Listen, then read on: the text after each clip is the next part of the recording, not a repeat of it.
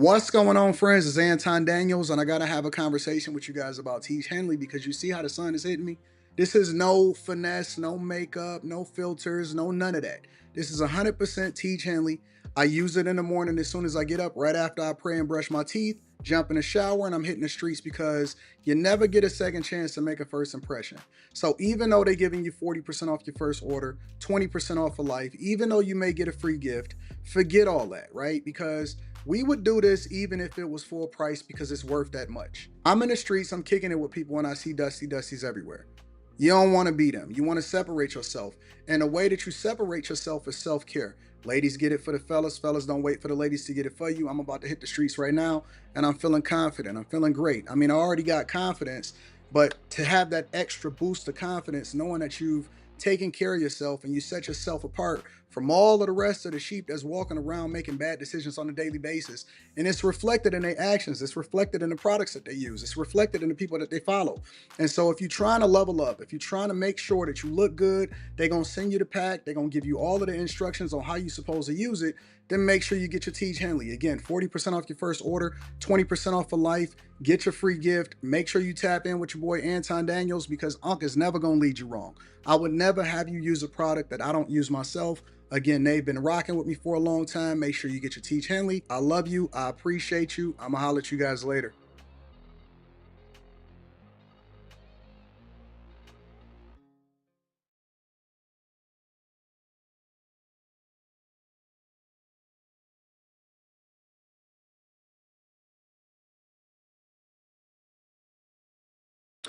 What's going on? Is Anton from AntonDaniels.com. I appreciate you guys for continuing to rock with me. Thank you for tuning in for another edition of the Millionaire Morning Show. I am your host, Anton Daniels. What up, what up, what up, what up, what up, what up, what up? Want to first say thank you to the sponsor, Tiege Hanley. 40% off your first order, 20% off for life. Ladies, get it for the fellas. Fellas, don't wait for the ladies to get it for you. It is a phenomenal product. Thank you to Tiege Hanley for continuing to hold us down. You are an absolute gem of a sponsor. What up, y'all? How y'all feel today? Let me see. Who calling me? Who calling me? What y'all doing calling me? You know I'm on a live stream. Listen, if you calling me and you don't know that I'm on a live stream, then that means that we not really friends. If you don't know that I am live streaming on a Thursday morning, March 27th, 2025, then we are not close friends. What are you doing? What are you doing? Shout out to everybody that tuned in to the live stream last night. We had an awesome time.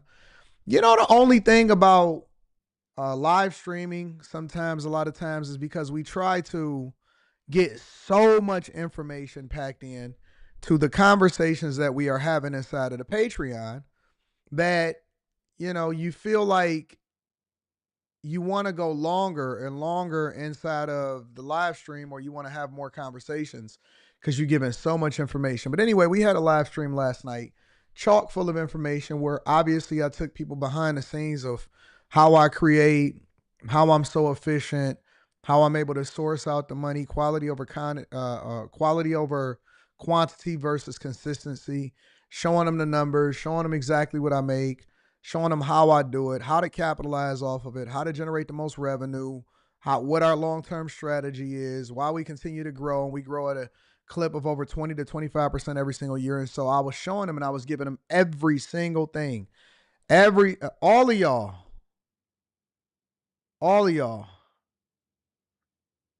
And you see, like there's people in the chat right now. Do you see the difference now? And you can always see a vast difference. And I'm not gonna call out no names because I don't feel like that right now.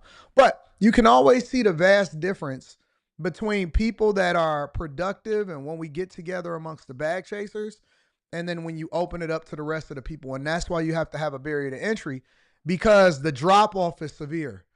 The drop off from what y'all have learned over the years of being bag chasers and all of the value and to generate all of the revenue and what type of mentality that we have when we are amongst each other, is the gap is wide between you and a Dusty. Remember though, and this is the reason why we have grace, is that some of y'all used to be Dusties, right? Some of y'all used to be Dusties. And so we give grace because we understand that, maybe it's a possibility, because it's much more difficult for people when they get older and they get so set in their ways. It's one of the reasons why it's difficult for us to break away from the Democratic plantation, or for us to get away from what we think is a conservative view, but is really supporting liberals. It's hard for us to break away from it because it's been ingrained in us, and it's so much more difficult to get away from what you know because you're scared of what you may experience, when in reality, this is where freedom is. This is where financial freedom is. This is where growth is. This is where opportunity. And they are trapped in their own mind, and they can't see how dusty they may be. And that's not an insult to them. This is just the reality of what life is. It's hard to get people to step outside of their comfort zone to ultimately change the lives of themselves, and then the people around them, and then all of their children, and all of that. And the drop off is crazy. And Jeremy, you just said it. You used to be Dusty. We could see the difference. So now you can see what I deal with every day when I come in and I may see, okay, we just got done doing a Patreon. Everybody is learning. Everybody focused. Y'all hitting me with all of these different questions, and I'm answering questions, and I'm showing you receipts. And then I take y'all behind the scenes, and I show you the software, and then I show you what it translates into, and then I give you all of the information, and the information is there. So it's not like it's a gatekeeper, right? We're giving you the information. It's not like it's hard to find. I'm teaching you all of the things that it took me 10 plus years to learn. I'm giving it to you in an hour. And so I'm giving it to you. And then I'm also giving you the motivation and encouragement. And then afterwards, we got the Discord where you can tap into your community, and then everybody keep each other encouraged. And then we're going to have a meetup coming up soon. And now you see why I'm very careful about the people that I have come to the meetup. You see why I'm very careful about the people that I have to deal with. But now you see the drop off. So I have to go from that, and then I have to go and deal with entertaining people and trying to put the medicine inside of the candy so I can incentivize people to then jump and then do the thing that's best for themselves. And then you deal with the dusties, and then you bring somebody to the front of the congregation. You know what I'm saying? Like, it's a balancing act, I think, as a creator myself, that I have to have, because the drop off between those that want to learn and is productive is so severe from the people that's still stuck in the victim Olympics. Like, some people wake up so that they can complain. Others wake up so that they can take advantage of the opportunity. So I want y'all to just see that. Pay attention. And then that's why we just don't even entertain it. We above it. You know what I'm saying? Chuck Boy says it's you versus you at the end of the day. Nothing else matters. No, you're wrong. You're wrong. Because once you elevate and you break past that barrier, it's no longer you versus you, because you know what you're going to do. Is you versus the world, and seeing who you can save and bring with you. That's when you really start to grow. That's when you really start to, when you get to the point, if you ever experience life from the lens of the abundance is so great to where it overflows, to where now the wars with principalities, now the wars with spirituality, now the wars with breaking through the ignorance so that you can teach people and bring people along with you, and you're trying to find those that's struggling and they just need a little bit of a boost, and you grab them up and then they break out.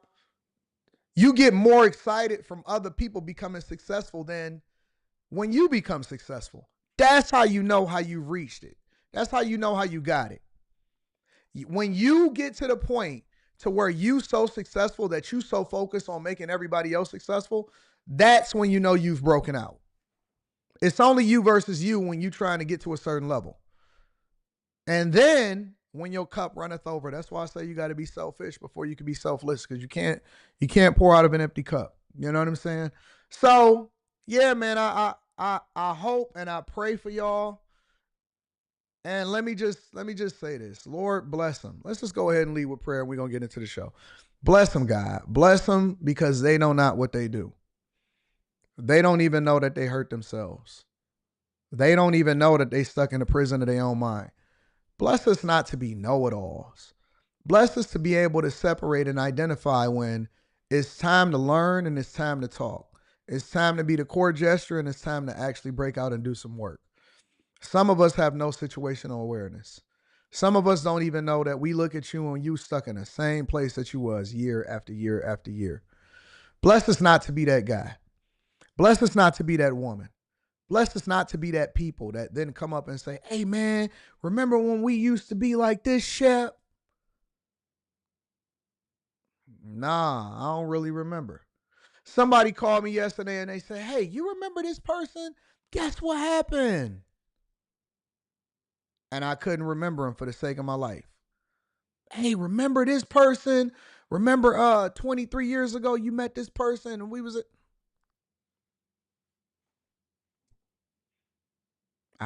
honestly, I don't remember them. I've met so many people. I'm so focused on my chasers. I'm so involved in growing. I don't have time to talk about what we did. That was fun back then. Yeah, we had a good time. All right, let's spend 20 seconds on that and let's spend the next 30 minutes talking about what we're going to do and how we can build for the future. I don't care about that. I see guys a lot of times, they talk about, yeah, man, because see, you probably was a type of dude in high school. High school? High school? I'm 42 years old. You talking about high school? You talking about what happened 24, 25 years ago? 24? Hold on. If you pass the age of 28, 29, 30, if you can get to the point to where you pass your 10-year reunion and y'all still talking about who got boxed in high school, does it even matter? Who got boxed in high school? You talking about 24 years, 24. Dog, I got a daughter that's about to graduate high school. Why would I care about whether you got boxed in high school? My daughter is graduating high school. We're so stunted. We got a reprobate mind. We stunted.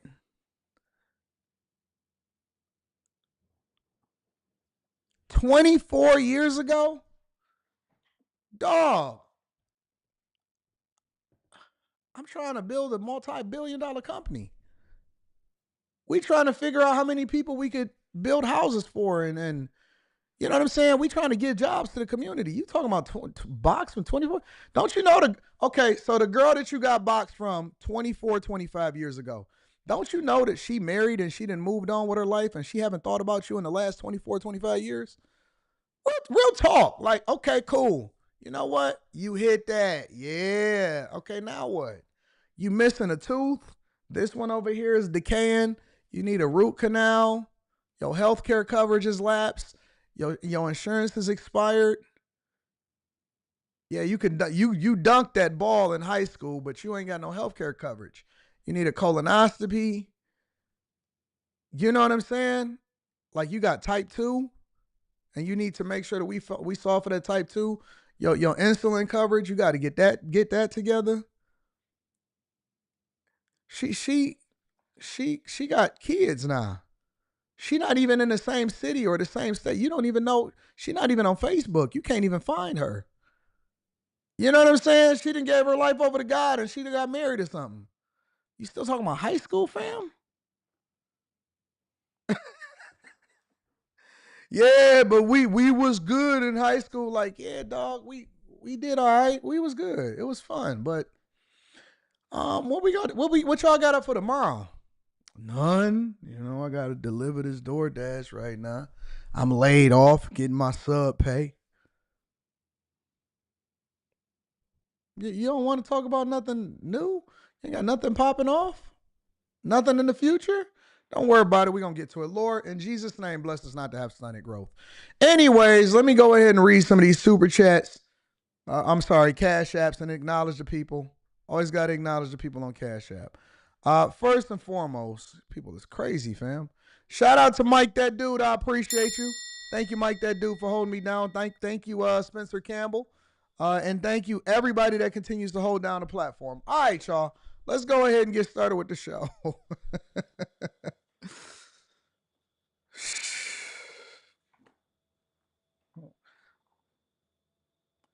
Anyways, somebody said you was good because your parents was taking care of you.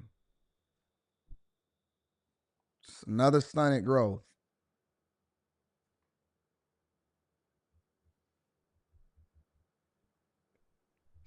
Isn't that what parents are supposed to do?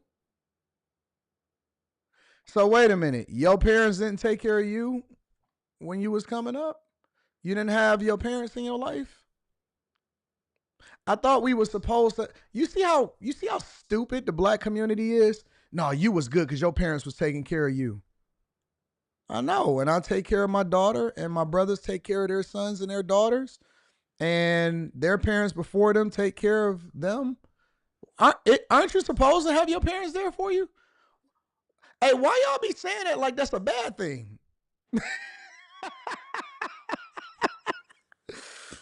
Your parent. So wait, you didn't have your mother or your father? Is that not supposed to be normal? You talking about my? That's what they was supposed. That's a reasonable service. No, your parents is not supposed to put into you what they supposed to do. What do y'all be talking about? What are you talking about?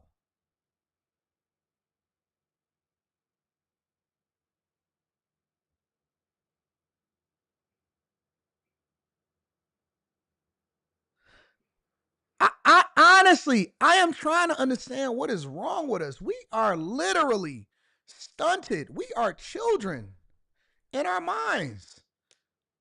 Am I not supposed to take care of my daughter? You just mad because your parents took care of you. Harpo, who is this N word?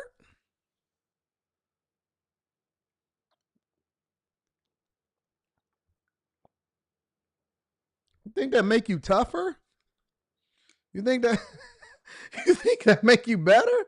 Because you didn't have a father in your life? That's why you gay.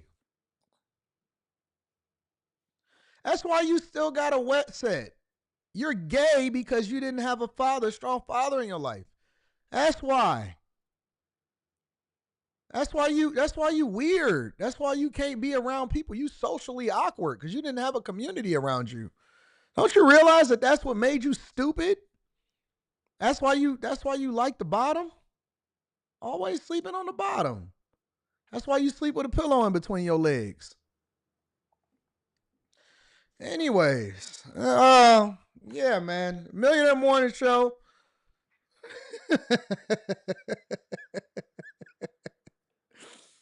Yeah.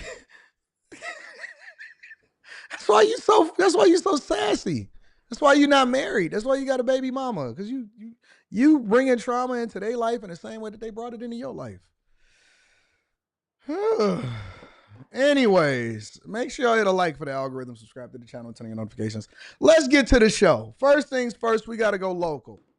Loco, loco, loco. Loco, loco, loco. Private Justin, look at Private Justin. You got to have sympathy for those who didn't have parents that cared. No, I don't. Listen, all right, this is Friday Eve, so we going to act like it's Friday. Man, I don't give a fuck about you. You got to tell your mama to have sympathy for you. You know what I'm saying? Tell that funky hoe, that streetwalker that was over there putting a man before her children and was on Section 8 the whole time to have sympathy. I don't have to have the sympathy for you. Why do I care about you? I don't care about you. I don't care about your mama. I don't care about your daddy. Dog, I hope your whole family lineage get wiped off the face of the earth. Man, I wish I was Thanos. I'd snap your whole lineage away. Give a fuck about you. Suck my man. Let me stop. Lord, forgive me. You gotta have sympathy for people that don't care. I don't have to have nothing. Only thing I have to do is pay my taxes and go and spend this money. Oh, you grown men, you grown little sassy hoes. Yes, and it's men that are sassy hoes. You sassy little hoes, always looking for sympathy. You always want somebody to care about you. Shut up and go get a job. Go. If you want somebody to care about you, then be productive members of society. We don't have to care about you. Why do you care about your little stupid mama? That funky hoe. Go hold her accountable. Don't hold me accountable. I don't even know you. I ain't never seen you before. You ain't even got no profile picture. Dummy. Anyways, let's you gotta have sympathy for those that didn't have parents. I believe they need to cut off social services to your family. Dummy. Anyways, Los Angeles, $1 billion budget shortfall. Make sure you hit a like for the algorithm. Subscribe to the channel and turn on your notifications. Rebuke weak men. God. Well, serious financial headwinds for the city of LA, as last week we learned the city is facing a nearly $1 billion deficit in the next fiscal year. Here's what political journalist John Rigardi told us about the economic health of the city. I've covered City Hall for a long time, and I've not seen anything this dire since the depths of the Great Recession. And this far exceeds even the shortfalls that we were seeing in the early period of COVID-19. In the next few years, it's going to be a really tough time to be Mayor Karen Bass and CAO Matt Szabo. All right, there. You heard his name there, right? And City Administrator Matt Szabo joins us now with more. Matt, thank you so much for being with us. Of course, $1 billion deficit, point blank. How did we get here? Well, thank you. The city is facing and being hit with a confluence of negative developments. We were already in difficult economic times due to inflation and high interest rates. And that was putting downward pressure on city revenues. A lot of our city revenues come from economic activity, from sales taxes, from business taxes, from taxes on stays in hotels, and of course, taxes on sales of homes. So we were already struggling heading into this new year. The fires made those challenges much, much worse. And then third, we are now looking at the potential for economic downturn as it relates to federal policies, principally immigration policies and trade policies, both of which are inflationary. And that has caused us to revise our revenue projections down for next year by more than $300 million. So let me break this down from a C student's perspective as to what is really happening. So basically, whoa, what just happened there? What did I just do? What did I just do? Let me get that off my screen.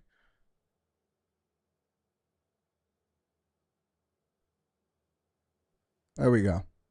All right, basically what is going on is Los Angeles had been subsidized by bad tax policy for so long that now it's starting to catch up to them. I'm going to really break this down for y'all, really simple, so that a fifth grader can understand it, okay? The reason why the Trump administration is so focused on making sure that we tamp down and clamp down on government spending, government waste, that we have to eliminate a deficit. We can't have a $1 to $2 trillion budget deficit. We can't keep borrowing. We can't keep paying interest on the debt. We can't keep having the federal government and its workers being subsidized by taxpayers, is because this is exactly what will happen to the federal government if we don't get some control. It's going to be so dire that Los Angeles is facing a $1 billion budget deficit. Do you one better? California is facing tens of billions of dollars in a budget deficit from these Democratic strongholds. And what they've been doing is recklessly spending y'all money. They've been borrowing Peter to pay Paul, and they've been basically paying interest on borrowing money. So what they're looking to do, what the legislators is looking to do, because they haven't been running Los Angeles or California like a business, like Trump is trying to run the federal government, what they're trying to do is say, well, wait a minute, it's because we have fires. Has nothing to do with it. Zero to do with it whatsoever. They were already trying to cut the budget for the fire department and several other departments before those fires even broke out. They was already in shambles. They already had borrowed to their ilts, to their eyeballs. They had already maxed out on a credit card.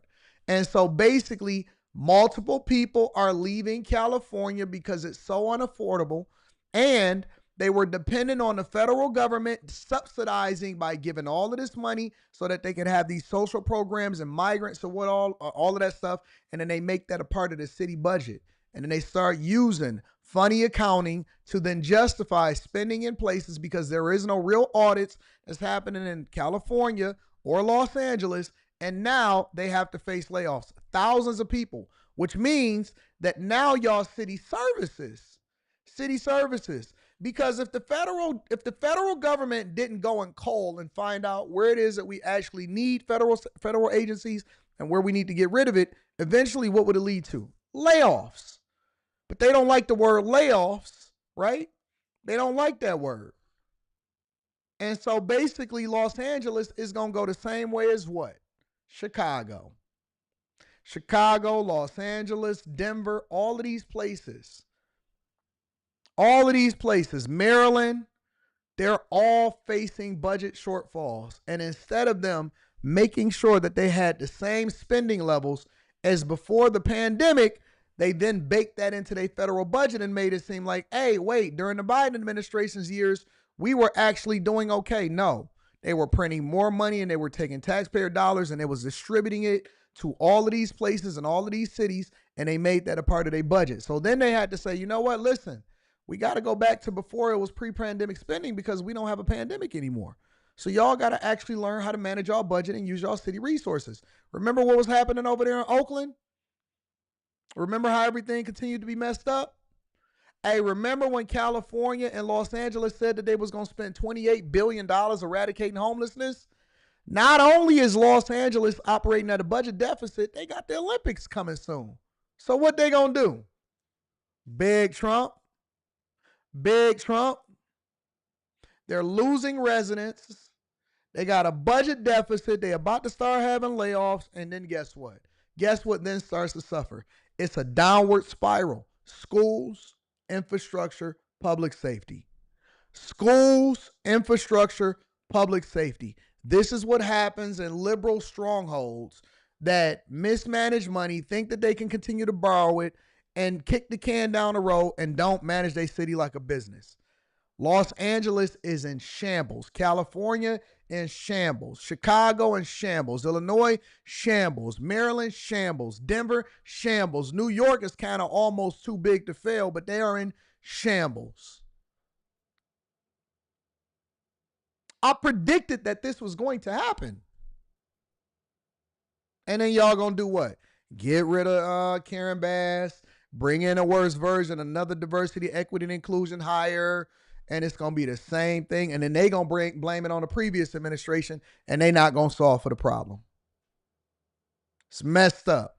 As it relates to federal policies, principally immigration policies and trade policies, both of which are inflationary. And that has caused us to revise our revenue projections down for next year by more than $300 million. Mm-hmm. So, Matt, as you're well aware, viewers that may means not that be they're the going to take in $300 million less next year than they are this year. And then the year after that, it's going to get exponentially worse. Los Angeles is legally not allowed to run a deficit. So you said there will be, quote, extremely difficult cost-cutting decisions to be made. Potentially thousands of layoffs. Is there a way to work through this without a large number of layoffs? No, it's not. Listen, whatever he about to say, and I haven't seen what he about to say. Whatever he about to say, it's a lot. It's no way around it. It's no way around it. You know how they get mad because Trump is proactively right-sizing the government, the federal government? That's what they need to do over in every single city, or the economy is going to force you to. It will be difficult. At this stage, and why I made that statement to the council is that we do need to prepare for that magnitude of position reductions. Closing. See how they use all of these trick words as word salad? It will be, something of that magnitude. It's going to be difficult to evolutionize without system reductions and efficiencies. And we need to find out where the redundancies are so that we could ensure that the city services continue to move forward. No, dog, you need to do layoffs because you got too many people being subsidized by your local government. You can't justify and pay your debt and pay the city's credit card bill and be able to offer good education and services to your children. And you got to do layoffs. Let's just call it what it is. You could say all of that word salad, add it whatever you want to add it in, be whatever you want to be in the army, whatever. Just call a spade, man. a billion-dollar gap will be a serious challenge for the mayor and the council. The mayor has given me explicit instructions, however, to look at every possible path to make the city more efficient, to consolidate services, to consolidate departments, so that we can better absorb the necessary reductions and minimize the loss to city services to the extent that there would need to be. Dog, did I not just almost say word for word verbatim what he just said? We need to minimize the impact of the loss of city services so that we can still serve our residences. They say the same thing, they just remix it and say it in different varieties and forms. We are also looking at other opportunities for revenue and using our dollars more efficiently. But to close a billion-dollar gap will require significant reduction in spending. And again, it's because we're bringing in so much less revenue than anticipated and facing higher costs, not just in city costs, but also in lawsuits. Okay. So when we talk about these layoffs at this early stage, where do you see them coming? What services could be impacted? And most importantly, our viewers want to know, will residents feel the pain? And do you worry that some impacted residents might actually go elsewhere, potentially taking more city revenue with them? And more people are going to be leaving, which means it's going to be less people, and more people are going to have to be able to carry that burden of city services, which means that y'all property taxes is going to go up. And y'all already taxed through y'all eyeballs. They are going to look to raise revenue and lower costs, which means that they're going to have more layoffs, they're going to have more people leaving, and then more people shouldering the burden by higher taxes. I'm telling you. I'm warning you. I've been telling y'all for the longest. I've been trying to keep y'all up to date. I've been letting you know how you're going to be impacted for the longest. I've been trying to warn y'all over and over and over and over again. And you keep saying, oh, Anton, it's not about that. It's about Black Lives Matters and all of that. No, man, it comes down to the money. It's coming down to the money, dog. I am warning you right now, it is going to get ugly. Ugly. Get out of Los Angeles. Get out of these liberal cities. Get out of Houston. Get out of all of these places. I'm telling you. You like the weather, but you ain't going to like the taxes. It's going to get bad. Over these next 3 to 4 years for a lot of these cities, it's going to get very, very, very bad. And you don't want to be the last one to turn the lights off, because your property values ain't going to be up and you're going to have to walk away and get foreclosed on. Well, certainly the work that's happening right now is attempting to minimize that. Ultimately, it's the decision of the mayor and the city council to approve whichever reductions are ultimately to be implemented in July. And again, as I said, we're working at the direction of the mayor to minimize impacts to city services and to look at other revenue and other cost-saving opportunities with our payroll and through other means. So I can't say exactly right now which services will be impacted. That will be at the discretion, ultimately the decision of the mayor and the council. I could just say that in working to close this gap, we're certainly looking to minimize the impact to city services. The mayor will propose her budget on April 21st. And I will be right there to have a public discussion about it at that time. Mm-hmm. Matt, in your presentation to City Council last week, you said the mayor directed your office to take steps for consideration in her budget. What are you recommending? Are you able to share that with us? I can't share that at this time, but we are looking, as I said, to make the city more efficient in how it delivers services. That may mean if we have to reduce the number of staff dedicated to various programs, to look at consolidation of departments and to take advantage of a larger department to make that delivery of the service more efficient. We are looking at ways to save dollars on our benefits and other payroll savings that we can achieve without layoffs. And so those are under development and under consideration by the mayor currently. It is a big bad. ask, you It's know, bad. and the mayor went It's for it bad, this y'all. week, and members of the city council, they were in Sacramento requesting $2 billion in funding to aid in the deficit. What would that money actually go to, and do you anticipate the city receiving those funds? Well, I think it's important to consider part of the reason that we're facing this revenue challenge is related directly to the wildfires. Nope. Yes, the wildfires Nope. were localized Lies.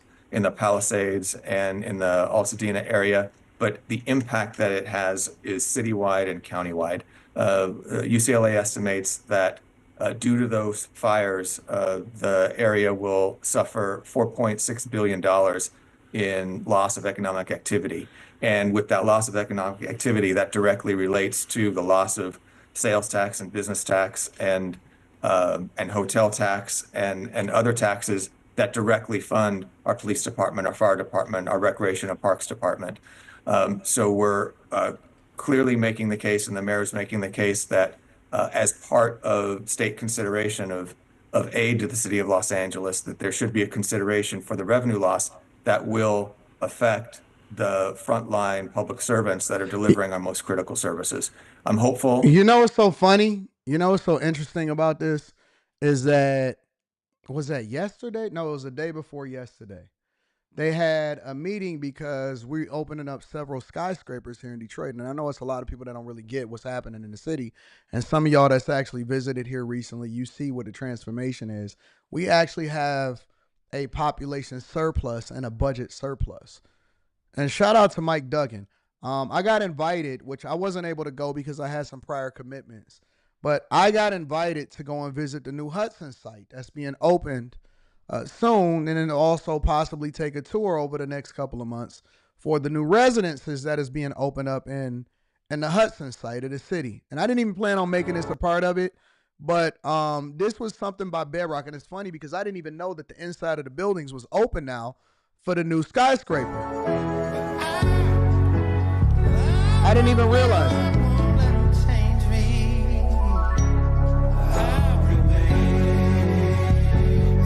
I should have been here, and I should have been recording myself. You are hearing this from the Hudson's Detroit building, a magnificent building that literally rose from the rubble, soaring skyward in the city of Detroit. The Hudson store that sat on this site opened in 1911. It was once the largest retail store in all of America. And through most of the last century, it was the place of celebration because it means a lot to Detroiters. Dan has changed the course of the city, and I just want to say tonight, Dan, how much you mean to everybody in this city. And shout out to the different billionaires that take a vested interest in the success of the building. Also, one of the things that's being proposed is very interesting. One of the things that's being proposed is, actually it's not even being proposed, it's something that's happening, is they're completely redoing the Riverwalk.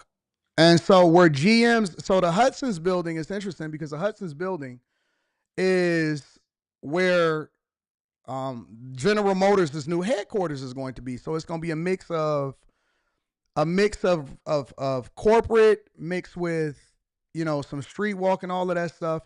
And then in addition to that, last but not least, it's also going to be, you know, where they have a lot of residences and hotels and stuff like that. And it's funny because they involve the residences in a lot of the things that they're trying to figure out and develop. And so one of the things that we've had here in the city, which a lot of people are not familiar with, is the #1 Riverwalk in the entire nation. Wow, it's funny that that's gone. As we've had the #1 Riverwalk in the entire nation. And I think that Mayor Mike Duggan, who is now going to be running for governor of the state, I think that he'd probably be a great governor. But one of the things that we're also doing is we're tearing down portions of General Motors headquarters that they're at now, and then we're instilling a new Riverwalk. and it's going to kind of be like a Navy pier. Detroiters react. It's a plan for redevelopment along the riverfront. Mayor Mike Duggan laying out the concept in his final State of the City last night. Now here's a look at the renderings. The plan calls for demolishing 2 of the towers and building a 6-acre riverfront park. Looks pretty nice. Well, I was there today talking with people about plans for the riverfront redevelopment and showing them the renderings. Would be great, I guess, a good way to attach more tourists here, and especially for the residents as well. Who is the public that is being envisioned, and how do we expand the vision of who the public is? Chicago does not. There is no ranking that says that Chicago has the best Riverwalk, not even by a mile. It's Detroit and then it's San Antonio, actually.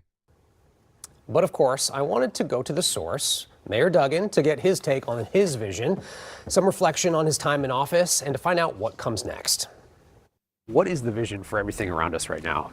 Well, Matt Cullen and the Riverfront Conservancy have done an amazing job of building a river walk.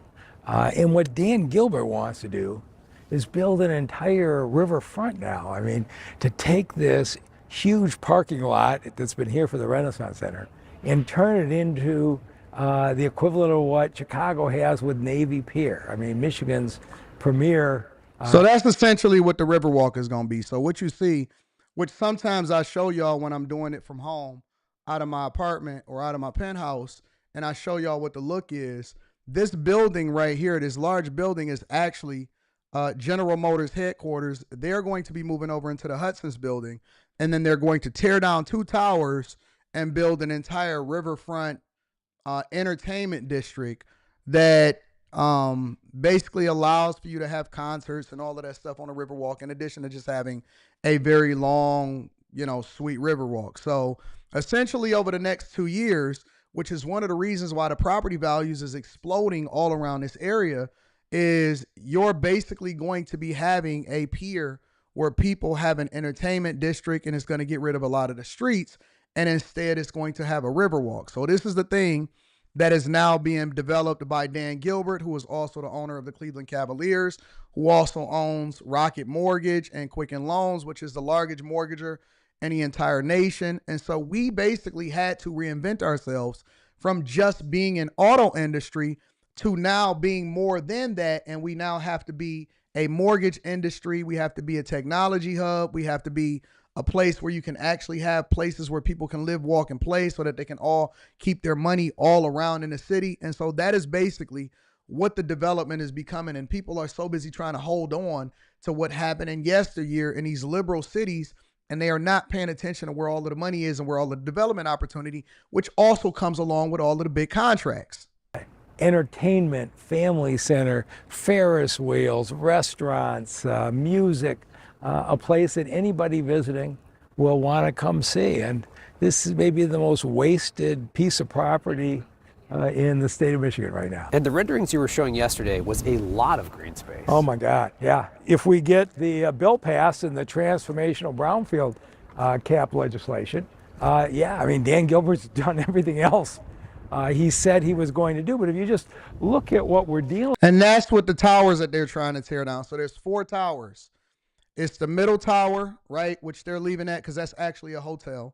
And then you have 4 towers that are all surrounding it. They're trying to tear down the 2 towers that actually face the Riverwalk, and then that's where they then build everything else that they were saying in the renderings. With here, can you imagine taking out those towers and having nothing but public green space and entertainment as far as you can see in both directions? It will bring people from around the world to Detroit just to see the site. Something that a lot of people do reference is the amount of blight that has been removed in your tenure. Yeah. Is that remarkable to you? You know, I drive the neighborhoods every weekend, just trying to go to the maybe the most neglected neighborhoods to see the progress we're making. So I've been watching it every day for 11 plus years. And, you know, sometimes I go down these streets and I just shake my head. I go to that Marygrove neighborhood where you couldn't have sold a house for $10,000 and now they're going for $150,000. And you think about the wealth that we built up for the people who stayed. It's very rewarding. And what do you hope to take from all of this in your bid to run the state? You know, people. Hopefully I can get I plan on having Mike Duggan do an interview, and we can have that conversation because I'm interested in what his plans is for the state. I'd love to talk to him, but it's unfortunate to see how people are evolving. The videos that you see with the broken glass and stuff, that was from when that property was abandoned, and every last one of those houses have been demolished. And so it's funny because I remember when you used to be able to get those houses for $1,000. Now, a lot of those same houses is $200,000. And there has been an increase, an enormous increase in wealth, but because people didn't see the vision, it's so funny. Now you see a bunch of people saying, hey, man, how can I get in? Hey, man, how can I take care of it? Hey, man, how can I start to be a part of the transformation? By the time you start to get into it, it's funny. You wait for white people or you wait for people that's outside of your community to then come in and change things. But then people that's outside of your community already then benefited from it. And then you want to call it gentrification. It's not gentrification. It's the opportunity. You had the opportunity to take advantage of it, but you neglected it and you wanted to run where you thought everybody was instead of taking care of your own home. And that's the problem, is that people take no pride in their own stuff. And so what happens is other people come in because they see the value that you neglected. They then hold on to it and improve it and then create a plan where they basically benefit from it. 5-10 years from now, they multi-millionaires because they decided to take pride in the community that you wanted to run away from. Oh, man, I should have did this when I went back in time. Well, that's your fault. That is your fault. Your fault. Everybody want to chase everybody's tail, but nobody can see what the opportunity is. And I've been telling people for years, but they didn't want to listen. They didn't want to listen. They didn't want to pay attention. They didn't want to listen. And so now this is the result of it. Shout out to LA. I hope y'all get y'all stuff together. Make sure y'all hit a like for the algorithm, subscribe to the channel, and turn on your notifications. Let me read some of these super chats, and then we're going to go ahead and start to get really thick into the things of the show, because I want to talk about these tariffs. There was an announcement yesterday that auto tariffs 25%, so we're going to get into that in the next part of the show. AR Smitty says, high school sounds like a cake's a box of lighters. People stuck in their ways, fam. I'll be projecting. Says, what's up, Anton? Can you do a segment on how fraternity members are denouncing their pledge because they found out that they really pledge to a Greek god? I don't know if we should do that on the Millionaire Morning Show. Maybe I should do that on After Hours.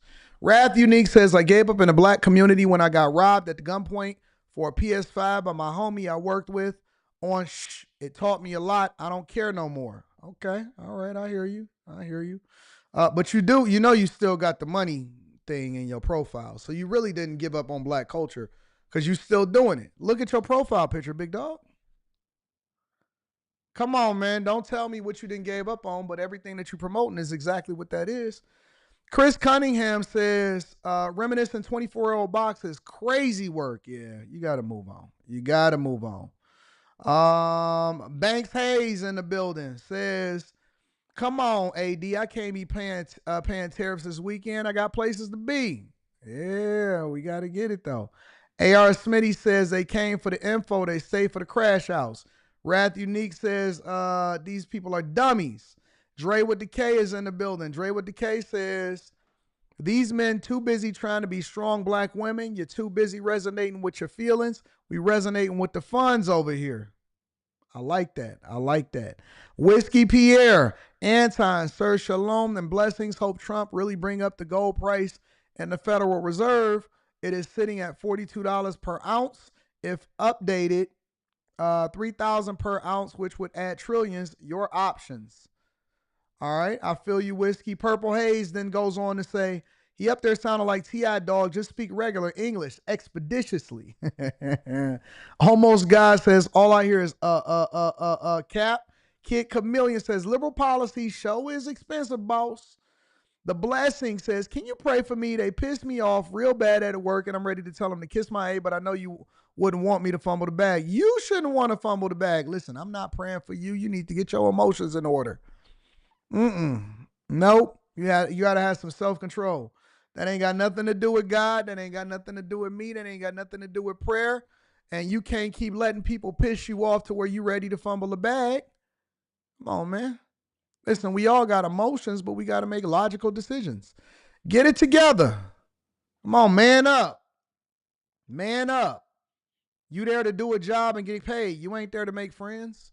You there to do a job and get your paycheck and go home. You ain't there to make friends. DC has a beautiful riverwalk at the wharf, which used to be condos and a fish market. Double Jeopardy says, I love my city, LA, and will never leave. We will get through this and become stronger. We here in LA are tired of running away from our problems. I like that. I like that. I actually think that that's pretty dope. I like that. Yeah, let's get it.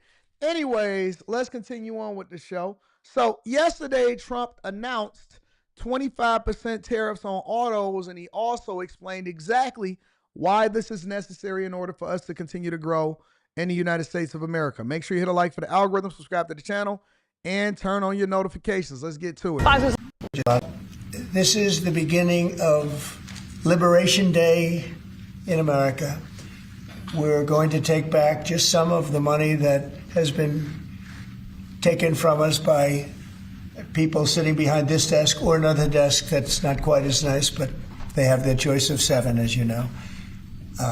And we're going to charge countries for doing business in our country and taking our jobs, taking our wealth, taking a lot of things that they've been taking over the years. They've taken so much out of our country, friend and foe, and frankly, friend has been oftentimes much worse than foe. And this is very modest. And what we're going to be doing is a 25% tariff on all cars that are not made in the United States. If they're made in the United States, there's absolutely no tariff. We start off with a 2.5% base, which is what we were at, and we go to 25%.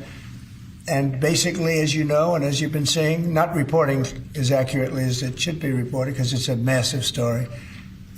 Business is coming back to the United States so that they don't have to pay tariffs. And I think also because of November 5th, the election, they're very happy. AI is coming back to levels that nobody's ever seen before. It's a new, sort of a new business, I guess, when you think about it. But it's plants are going up all over the United States, and many of them have already been started. We're getting early electricity taken care of. We're getting permits very quickly for them, and we're going to make their life very happy. They're coming in with tens of billions of dollars. Individual plants will cost 10, 15, even $20 billion. We're going to let them build electricity generating plants along with their plant, and they can't even believe it. And we're going to get them very quick permits, as I've done always. I did that in Louisiana with 2 LNG plants. I got them one permit in 1 day after waiting 14 years and the other one in 1 week after waiting for 12 years.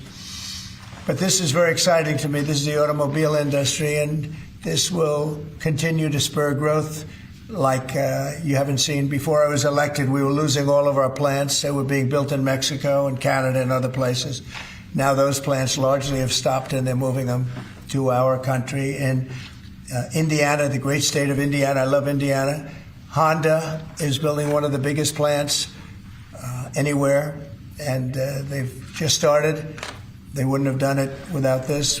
In all cases, they wouldn't have done it without what we're doing. So we'll effectively be charging a 25% tariff. But if you build your car in the United States, there is no tariff. And what that means is a lot of foreign car companies, a lot of companies are going to be in great shape because they've already built their plant. But their plants are underutilized, so they'll be able to expand them inexpensively and quickly. But others will come into our country and build, and they're already looking for sites. What does this mean? What is Trump saying?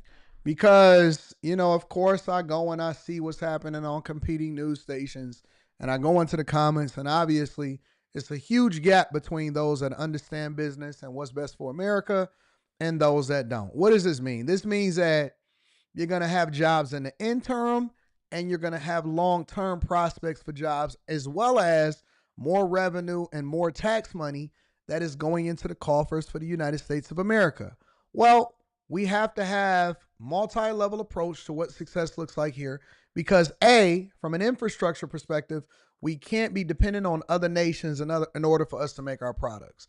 Why do you think that Canada, why do you think that Mexico, why do you think that India, why do you think that that European Union, why do you think that these countries are so angry? Because we used to only charge today we charge 2.5% tariffs on any product or any auto that comes inside of the United States of America. They don't care. They'll just raise the prices and they'll continue to do business, and they're going to run it up because they make more money here than they do in their own countries. Meanwhile, we can't sell vehicles in their countries, and we're the biggest consumers. So if we control all of the spending power, then why wouldn't we leverage that to make sure that we protect Americans, American citizens, and American companies first? And you can become an American company if you build products inside of America, not just sell them here, not just create dealerships. So what Trump is saying is, listen, you create jobs here for the cars that you want to sell, and you're not going to face a tariff. If you don't and you import it here, then it's going to be 25% similar to what you do, and you tariff us much more on the products that we export over into your country.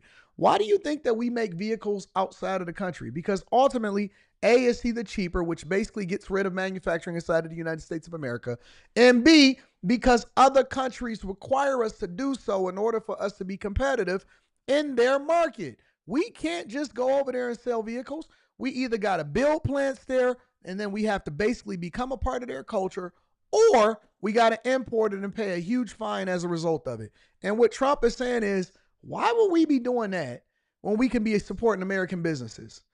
We're under capacity. We're underutilized. We don't make as much here. We can protect the steel industry. We can protect the forest industry.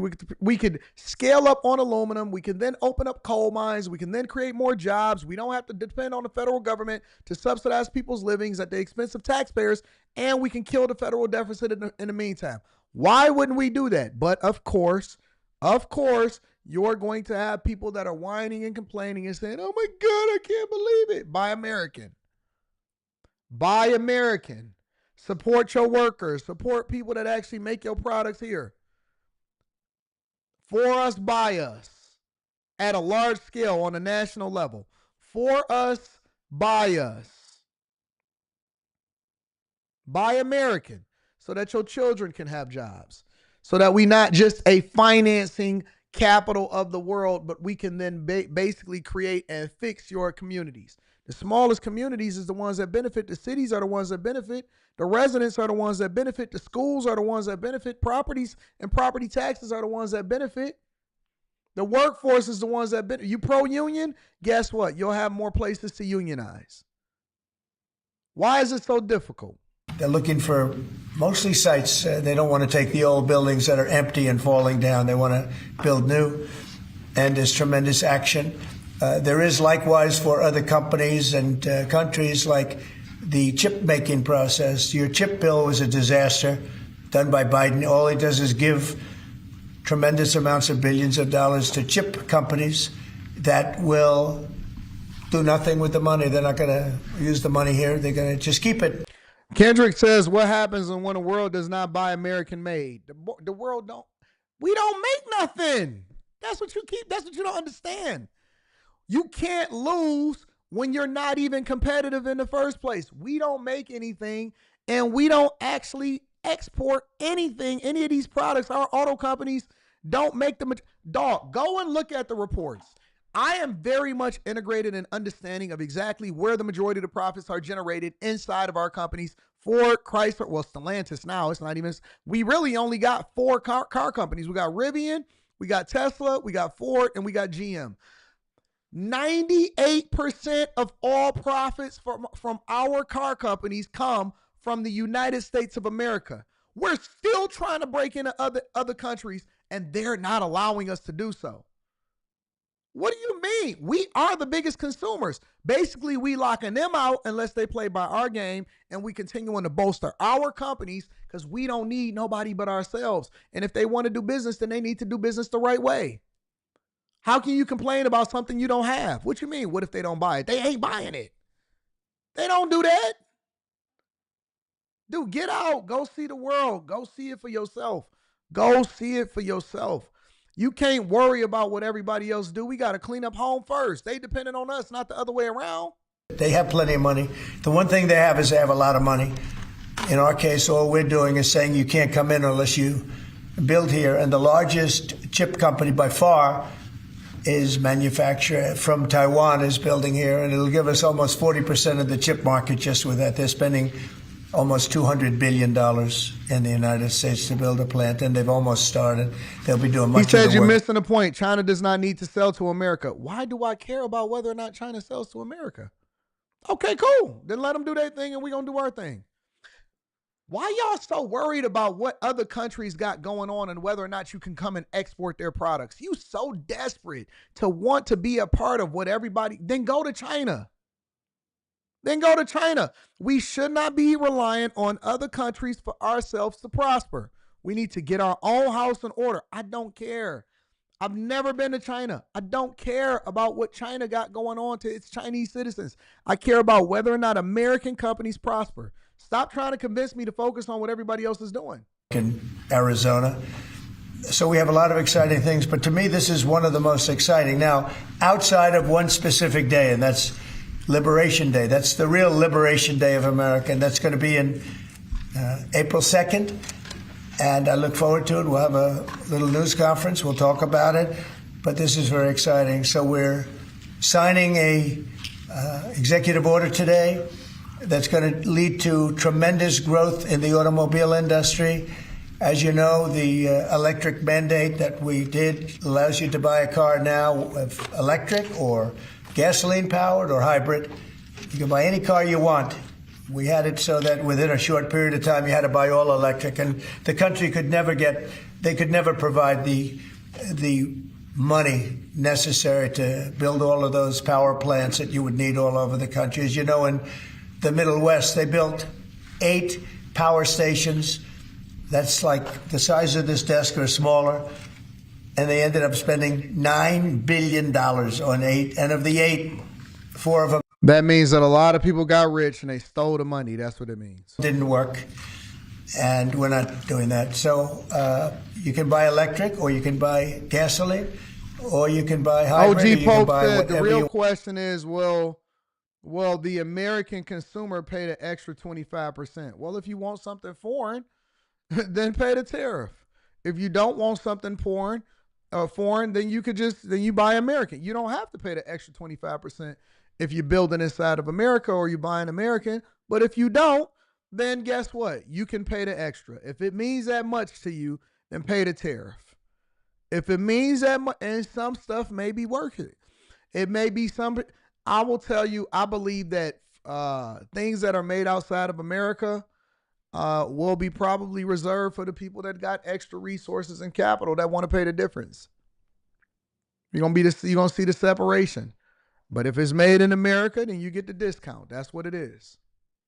Want to buy, and that's the way it should be. The market's going to determine that, and you're going to see prices going down, but it's going to go down specifically because they're going to buy what we're doing, incentivizing companies and even countries, but companies to come into America and build. And we're already setting records for new plants. I think the new plant number, the tally is just within a period of a few weeks. It's very large. I want to be accurate. It's very large. And I'd like to ask Will just to come and give some of the basics, and then I'll sign it, and it's off to the races. I think our automobile business will flourish like it's never flourished before. Yes, please, Will.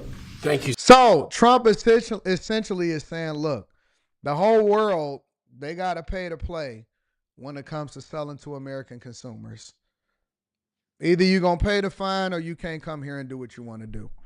And that has largely been the standard across the world. We the only people that's just catching up to the party because we've been selling out Americans and selling off American resources so that the world could benefit from it.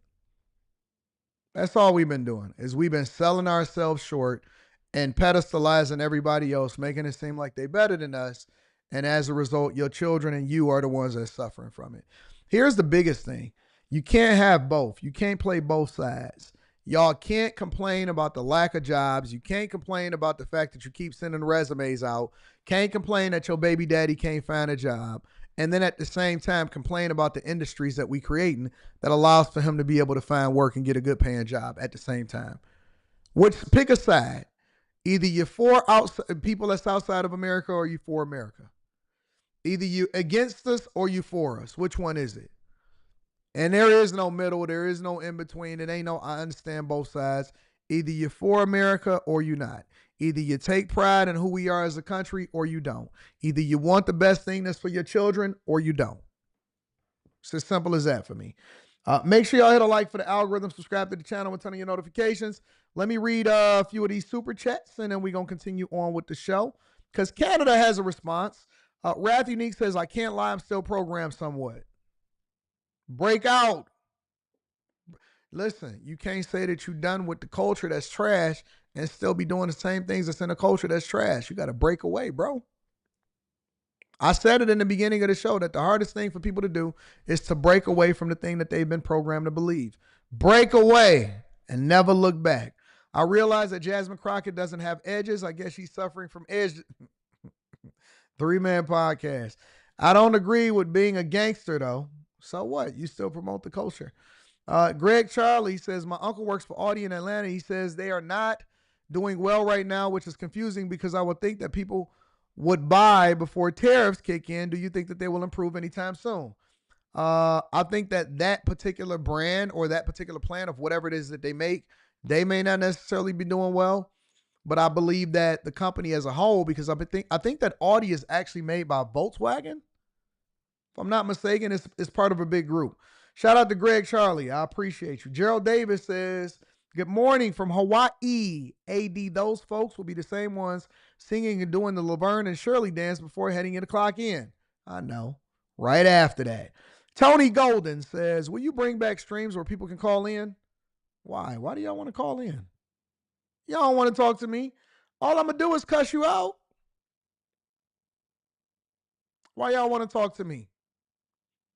Y'all want to get cussed out? You want to be made fun of? You want me to cuss y'all out and do a clip of you so you can go viral, and then you're going to be asking me, AD, can you please take that down? My girl says she don't like the way she look on screen.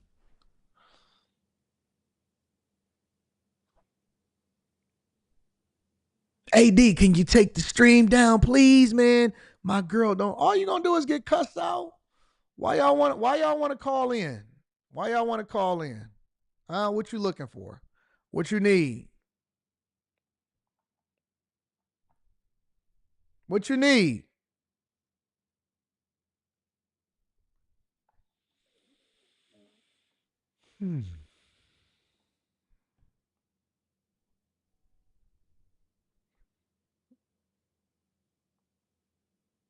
Because I'm going to make you get on camera. Canada responds to Trump's tariffs. This is what they had to say. Trump has just announced a sweeping new tariff on cars. This is very modest. And what we're going to be doing is a 25% tariff on all cars that are not made in the United States. If they're made in the United States, there's absolutely no tariff. Business is coming back to the United States so that they don't have to pay tariffs. President Trump announced 25% tariffs against our auto industry. And this is a direct attack, to be clear, a direct attack on the very workers that I stood in front of, uniform workers I stood in front of this morning at the Ambassador Bridge. A bridge that is a symbol and a reality. I look at that bridge every day that I wake up. Ties Ambassador Bridge. Our two countries, ties of kinship, ties of commerce, ties that are in the process of being broken. We will defend our workers. We will defend our companies. We will defend our country. He don't even sound confident. We will defend it together. You know, this will hurt us, but through this period, by being together, we will emerge stronger. How many people listening to Mark Carney and saying, you know what? I'm feeling confident about the prospects of how this is going to turn out for Canada. How many of you Canadians are listening to this guy that has no confidence, is a worse version of Justin Trudeau? And while he's staring at the Ambassador Bridge, which I was staring at the Ambassador Bridge this morning, how many of y'all are listening to this guy and saying, you know what? I'm feeling confident about our prospects here after what he's saying? Nobody. 0 people. Nobody, and I mean absolutely nobody, is believing you, sir. Mark. Mark, it's not looking good for y'all, bro. I think what's happened, this was part of our discussion, over the course of the last several months, Canadians as a whole across Y'all the might as well country move to America. have gotten over the shock of the betrayal and are learning the lessons. We have to look out for ourselves. You don't even know what to and we say have right now. to look out for each other. It would be appropriate that the President and I speak, given the action that he's taken. I'm sure that will happen soon. I'm not going to give you a precise timing on that. In terms of options, which was the second part of Ms. Martin's question, even during a caretaker period of government, we have anticipated this possibility. We have put in place the mechanisms so that if it is appropriate for retaliatory tariffs, and there's many considerations to be taken in those regards, and I want to have the meeting of our cabinet, Canada-U.S. cabinet, other considerations. We need to see the details of the executive order. Buyer beware, your next car could cost more money. This is very modest. And what we're going to be doing is a 25% tariff on all cars that are not made in the United States. If they're made in the United States, there's absolutely no tariff. Business is coming back to the United States so that they don't have to pay tariffs. A very modest 25% tariff. The president. And I know that she better because Trump checked out on her the other day and said, hey, I didn't call on you. Trump checked out on her. Let me go find that clip. It says, my political sources are here, Paul Begala and Scott Jennings, along with my deeply sourced White House insiders, Zolan Cano-Youngs from the New York Times and Isaac Arnsdorf from the Washington Post. And Isaac, this was something the White House announced later this afternoon. They said the president's going to be making an announcement on auto tariffs. This is a 25% tariff on all imports coming into the U.S., and he said it starts April 2nd. Obviously, he was arguing that that will be, in the end, better for the American consumer. But what have you heard from sources about how this all came about today? Well, obviously, Trump was elected to lower prices, not What's raise up with them. dog hair? He is betting that What's up with his hair, man? That Americans are going to stick with him in the long run for the. But factories aren't built overnight. And he's acknowledged that there's going to be pain in the meantime. And I've been assured by the White House that we're not going to see a repeat on April 2nd. Actually, what they're saying is, and what the Trump administration is saying, is that there's going to be a whole lot of construction jobs that are being created. And he actually went on inside of that exact same press conference and said that there's going to be a lot of construction jobs that is created, and millwrights and electricians and plumbers and all of these skilled tradespeople are going to make a lot of money. It's going to be a lot of construction companies that generate a lot of revenue that is going to scale up and build all of this infrastructure that allows for us to generate more revenue. And then we're also going to have the jobs that go along with it. This is what he said to the reporter the other day. Situation we should have never had to even think about. Should have never happened. And on the Middle East, that's been going on for a lot of years, centuries and centuries. It just keeps going. And we are making a lot of progress. So that's all I can report. But some very, very big talks are going and detailed talks are going on right now on both fronts. Mr. President, you said that your national security advisor learned a lesson after a reporter. Excuse me, I didn't make you. Go ahead, please. Mr. President, the ceasefire agreement that was brokered today.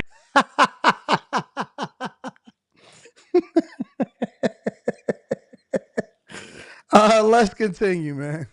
Of what happened a month ago, where the markets panicked, the other countries scrambled, and they agreed, well, we have some concessions, let's work it out, let's pause it, let's delay it a month. You know, is this going to be happening every month? Are we going to have that whiplash scare every month that then gets dialed back? I've been assured this time, April 2nd is real.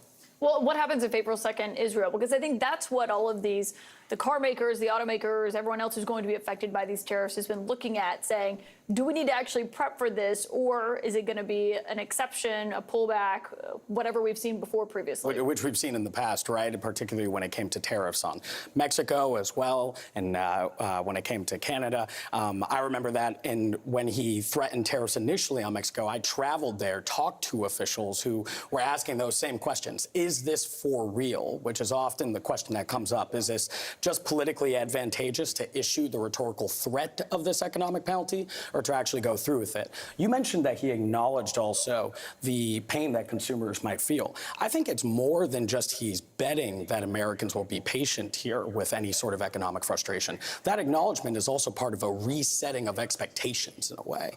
We have to remember that during the transition, Trump said he would bring down consumer prices immediately and address inflation immediately. And it is already being addressed, and inflation is already going down. Egg prices is already down. Price of groceries is already going down. And so, yes, he did. Within 2 months of him becoming president of the United States of America, he started to bring down prices. And inflation is going down even more after 2 months, after only 2 months. You know what's so funny? We're judging Trump, which is he's doing a phenomenal job, by the way. We're judging Trump's presidency, but we had no criticism overall for the Biden administration over 4 years. We've been judging Trump over the last 2 months, but we judged Biden and we didn't hold his feet to the fire for anything that he didn't do. All he did was cause raises of inflation. You start to see just in recent weeks the president and other officials saying, hey, look, now that we're in office, these tariffs, it may come with some economic pain, particularly if they do go through with it on April 2nd. Somebody said eggs are still $12 around my way. Well, then get off the Indian reservation and come into society. Come into regular America. I don't know about where your way is.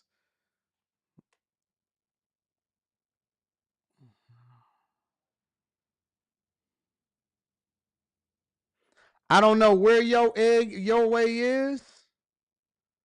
But I'm looking at Eggland's Best extra large white eggs, $3.99.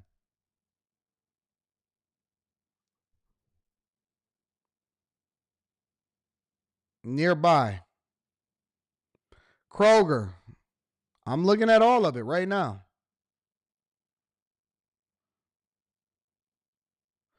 60 count. A 60 count is at Walmart is 60 count. A whole box at Walmart is $22. And it's $4 for a dozen of extra large. So I don't know where y'all live. Where y'all living at? What are y'all talking about?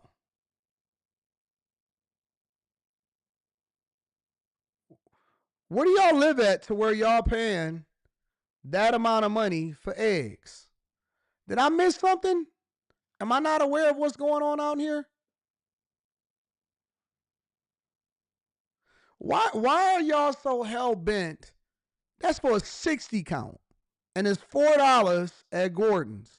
So what are y'all talking about? Y'all just be saying anything. I don't even think y'all know what the price of eggs are, or milk, or cereal, or anything. They said it's $9 to $10 in Long Beach. Y'all better run out of California. I keep telling y'all keep living in these places. That's basically that's gouging y'all. Anyways, let's get back to it. Scott, how does the president balance that in terms of you can only, if you're negotiating and using it as a tactic, you can't really back away from it that often, or people will just always think maybe it's not actually going to happen. But how do you balance that with what consumers might feel as a result of this? Well, you balance it by making your argument that I'm trying to transform the American economy. And while we may have some short-term pain for consumers, we're going to have long-term gain for workers. And if you look on your social media tonight, the United Auto Workers, the UAW, has put out a strong statement in support of what Trump did today. And one of the reasons that Trump you mean the same UAW that endorsed Biden and Kamala Harris for president of the United States of America? What? They said the UAW. They didn't say Sean Fain, the president of the UAW. They just said the UAW put out a strong statement supporting Trump and endorsing what he's doing. You mean the same UAW that was endorsing Kamala Harris and Biden just a couple months ago, right? The ones that was trying to get all of their workers to vote for Kamala Harris and Biden, they embraced this? No way. It actually saves and bolsters the UAW's ranks and creates more jobs within the auto industry. That's crazy. You don't say. That he was doing the tariff is because of declining domestic production. And so in the eyes of Trump, in the eyes of the UAW, the people who represent the people who work in these factories, this is a win for them. So the balance here is short-term pain for consumers, maybe long-term gain for workers. And by the way, if everybody wants to make their stuff here, nobody's going to feel any pain at all. This is going to go down in history. Like, you know how like Reagan had Morning America and FDR had the New Deal and LBJ, the Great Society? This presidency will be known as the Great Betrayal. He was elected. Hey, he really, y'all know he had this speech set up. That's why it was such a long pause before he even started speaking. Elected by the American middle class. He won the votes of voters who make less than $50,000 a year. Just as Isaac said, they voted for him for one reason: cut my cost of living. No, they didn't. No, they didn't. No, they didn't. They voted for him so that he can create more jobs. They voted for him because they didn't want illegal migrants inside of the country. They voted for him because they seen inflation continuing to go up. They voted for him because we didn't see any houses that was affordable in their particular areas. They voted for him because they seen all of this liberal outrage when it came to my body, my choice. They voted for him because you didn't have any real policy on the Democratic side. They voted for him because they didn't want women or men in girls' bathrooms. They voted for him because they didn't want any more diversity, equity, and inclusion, and they wanted merit-based programs. They voted for him because they wanted the option to choose whether they wanted to buy a gas-powered vehicle or they wanted an electric vehicle. They wanted more choice. They voted for him because they wanted us to actually drill and use the resources in America to eliminate the corporate debt. They voted for him because they didn't want any more new taxes. You're not going to sit here and gaslight us, big dog. We know. We was on the ground. We talked to the people. We know why they voted for Trump, and that's why they saying promises made, promises delivered. They voted for him because of this. No, they didn't. No, they didn't. They voted for him for all of those reasons that I just said. Since he's taken office, he took office, eggs were $4.14 a carton. They're $5.89 today. Gas was $2.95 a gallon. They're $3.11 today. This is all from the Federal Reserve. I think you're off on the eggs. It's 100%. 100% he is. I just pulled it up.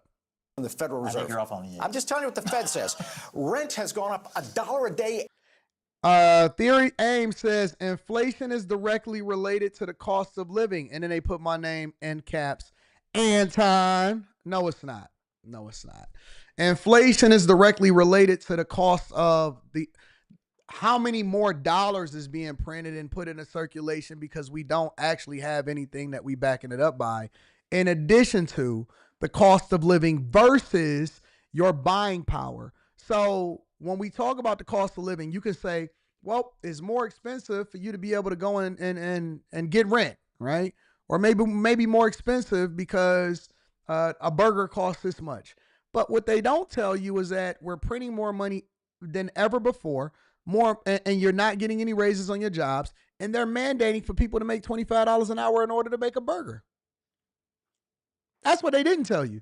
The cost of living, for example, in your situation, could be directly tied to the fact that you got a whole lot of student loans that you didn't have to take out because you made bad decisions. Your cost of living could be directly tied to the bad management of your city, and then they raise your property taxes because they need to bolster city finances because they don't have enough money to be able to pay the teachers in the schools. Your cost of living could be directly tied to problems and bad decisions as far as your local government making horrible decisions on whether or not they wanted to update the infrastructure or if they wanted to spend more money on illegal migrants inside of the city. So there's a lot of reasons why your cost of living could go up. Your buying power is directly tied to that.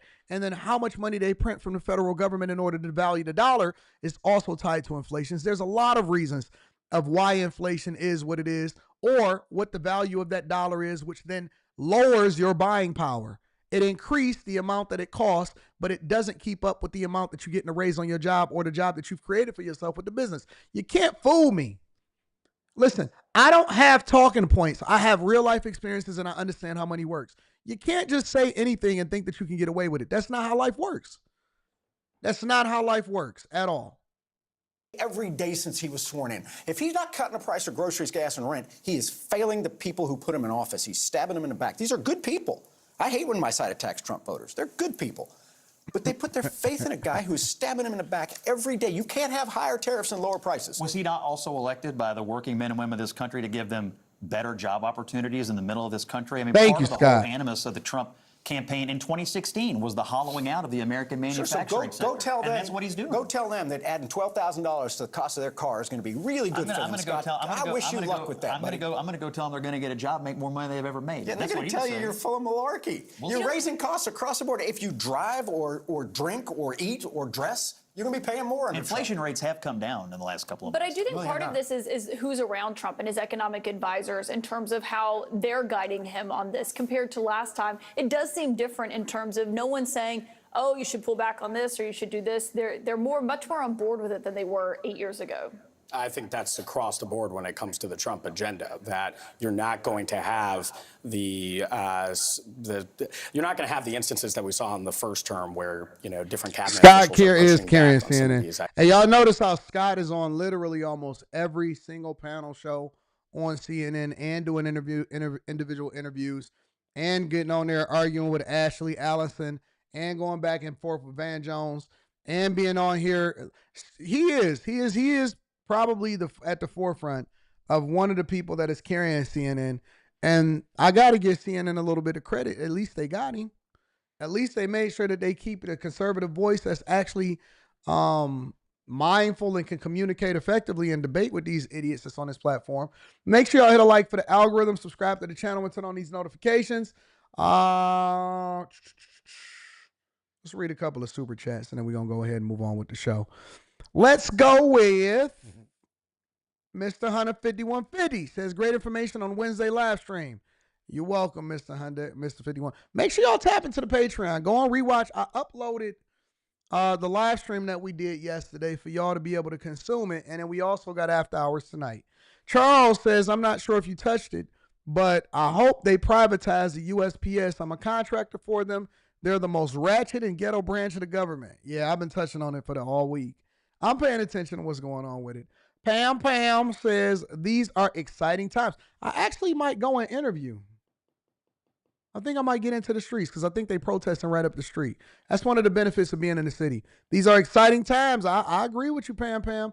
Birders Baby Boy says the tariffs took the bass out of Mark's voice. There's nothing to talk about anymore. Canada has to pay to play. They know it. Future Mayor Flat Top? Mayor what? Zach says, didn't Canada say they don't need us? They did. Now they scared. Stay on business. They already pulled products from the stores they didn't learn from Mexico. The dummies. Victor Williams says, eggs have been going down all over. I don't believe these brokies spewing propaganda. Man, most of these people ain't even in the grocery store like that, bro. Jerry says, and why do y'all care so much about eggs? They don't even eat eggs. You know what they eat? Box. Purple Haze says they buying brown, organic, cage-free, double XL eggs, complaining, learn how to downgrade. They ain't doing all of that. They don't even know what organic means. Mark Evans says, good morning, sir. Just wanted to say amazing content. It inspires me to continue improving and developing. I emailed you also, #bag chasers. Shout out to the chasers.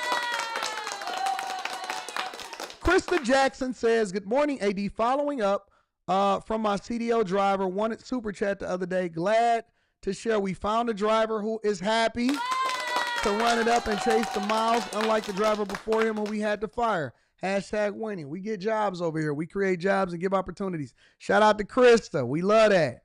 Mr. Joe says most people don't eat eggs. They believed the experts when they said eggs were bad for health. So eggs is back good for now?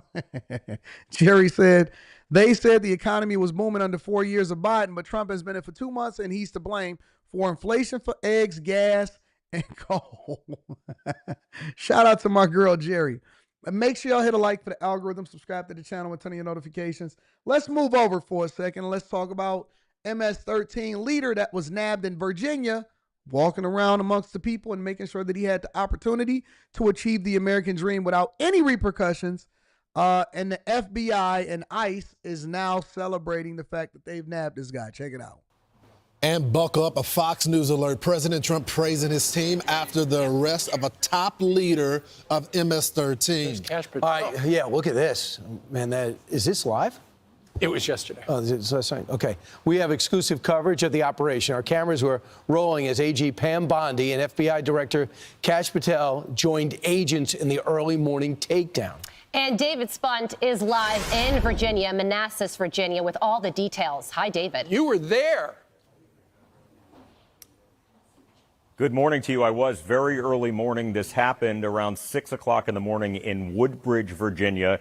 A 24-year-old top MS-13 leader, actually the top leader on the East Coast, was taken down into custody by the FBI. This was a DOJ FBI operation together along with Virginia State Police, ICE, and other different agencies. We have some video of this operation going down. The FBI director and attorney general watched this on a monitor from off-site, but they were watching in real time in cameras that were planted in the area to see this person get taken down. As far as the name is concerned, we're not able to release the name right now until this person has their first appearance, but we're told this person is a 24-year-old male from El Salvador living here in a residential apartment complex in Woodbridge, Virginia. Got a knock on the door from SWAT teams early this morning, a little bit before 6 o'clock in the morning. He is now in custody. Here's some sound from our exclusive interview with the FBI director and attorney general. First reaction is all of our law enforcement officers are safe. That was the number one thing. They're safe. They executed a clean, safe operation, and the bad guys in custody. And thanks to the FBI, we got one of the worst of MS-13 off the streets this morning. We were able to be out here in force to show the American people, to be here in person, that this means a lot to her and the mission. Safety is our primary concern of these communities, and we effectuated that today.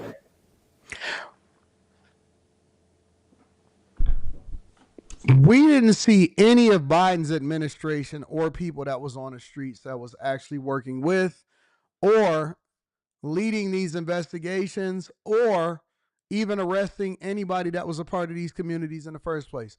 All right, before we get to that, here's my question.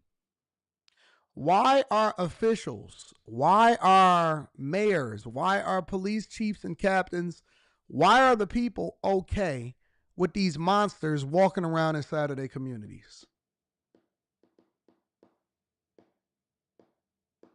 Why are they okay with these monsters walking around inside of these communities?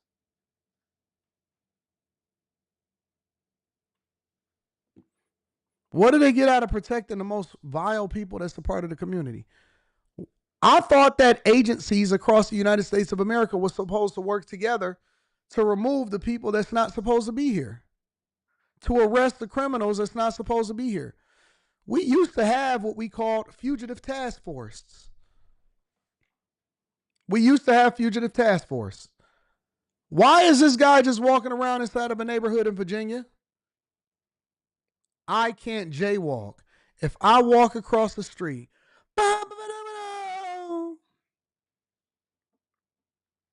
I can get away with a little bit more now. I can get away with a little bit more now. That police officer that pulled me over the other day, what was that, 3 weeks ago now?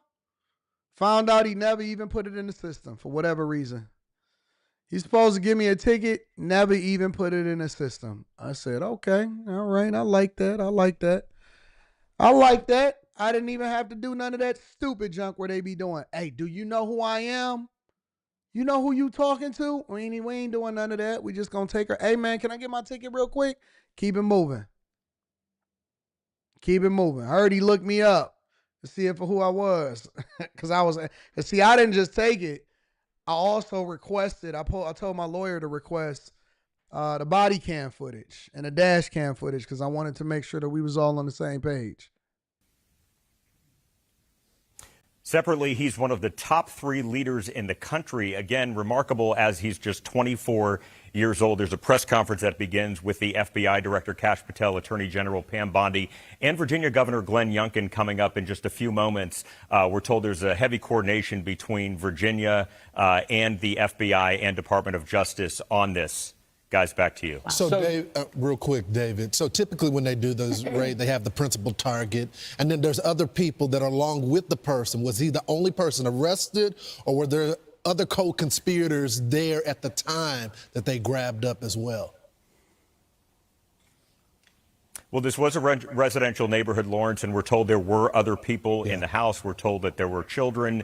There were other people in the house. They were just detained periodically for the time temporarily. He was the only target they were going after, and they have him in custody now. David, how unique is it for the DOJ and the FBI director to be on location for something like this? It is unique. It's something we haven't seen often. Typically, these go down all the time. People in uniform do these every single day. The FBI director and attorney general said they wanted to get out there, be out there in person to see this and make sure they can thank these people in person and see what these operations are like in person. That does great. That does great for morale. David, what do we know about him? Leader, 24 years old, MS-13. Is there anything else you could tell us? Well, right now, we just know that he's the top leader on the East Coast of the United States. We know that he was not so much of a person that was dealing drugs or those kinds of things himself. We know more that he was kind of a ringleader, an operations leader, someone that was recruited by MS-13 several years ago. We're waiting for the actual criminal complaint, hopefully going to find out some of those details here. But even some of the agents that were on the scene were remarking just his age, the fact that he is 24 years old and he's considered the top MS-13 person on the entire East Coast of the United States. Unbelievable. And David, so you were there at like a staging area, a safe distance away from the apartment complex where this guy was, because apparently, it wasn't a bunch of guys in windbreakers going in. Everybody was armored up. They came in armored vehicles. There were SWAT teams. It's because they were expecting there could be trouble, right? Oh, absolutely. They expected a fight. There were weapons in the house, we were told. We saw multiple different SWAT vehicles. That's why they hit him at 6 in the morning. You would see at an Army base. I mean, there was a heavy presence for this. And the FBI director, attorney general, myself, and others, really other top DOJ leadership, the deputy attorney general, Todd Blanche, and Emil Bove, the principal associate deputy attorney general, also on scene watching from a distance, but they could watch it live on monitors and see. And the technology, we weren't allowed to show it on camera because of the nature of law enforcement, but it was incredible to see. I mean, very, very clear pictures and high-tech stuff. And they've been. You know what I would like to see personally? Because I know that they're going to do their job when it comes to illegal migrants and stuff like that. I would like to see these type of sweeps in our own personal neighborhoods from regular gang members.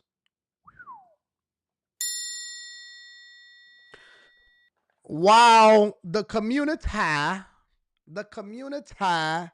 is so focused on, what we would complain about? Over policing. I heard that 1 in 4, don't get mad at me. Don't get mad at me. Somebody substantiate whether this is true or not. Because I was looking at a video where somebody was saying that they looked it up and it's actually true and they were surprised about it. I heard that there's 1 in 4 black men. Every 25% of us actually have a felony on our record.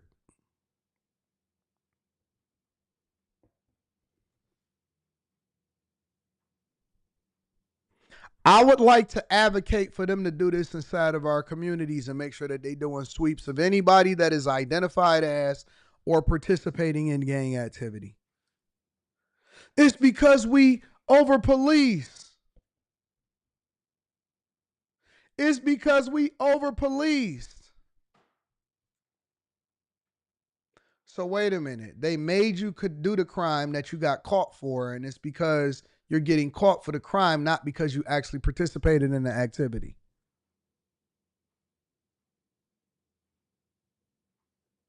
I heard 1 out of every 4, and I could be wrong, that's why I'm asking, has a felony on their record. Is that true?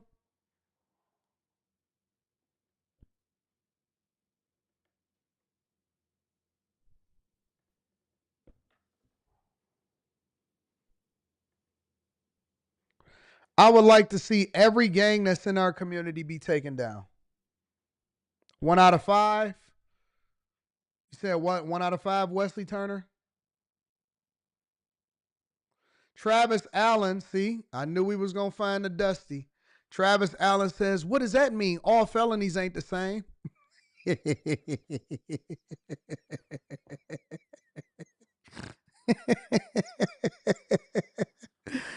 What does that mean, man? All felonies ain't created equal.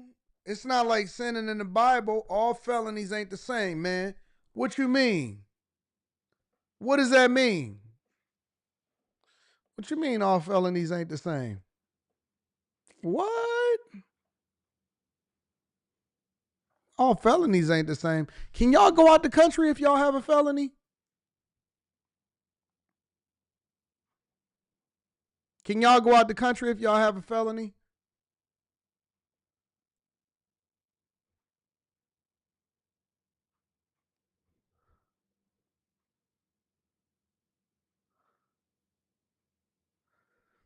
Travis, you all right over there, bro? Don't crash out over the fact that you got a felony, man. All felonies ain't created equal. What? What do you mean all felonies ain't created equal? A felony is a felony, big dog. A felony is a felony. Y'all said right is good felonies and bad felonies. I would like to actually see there be more of a sweep inside of these neighborhoods so that our children would be able to walk to school safely and we ain't got to worry about it.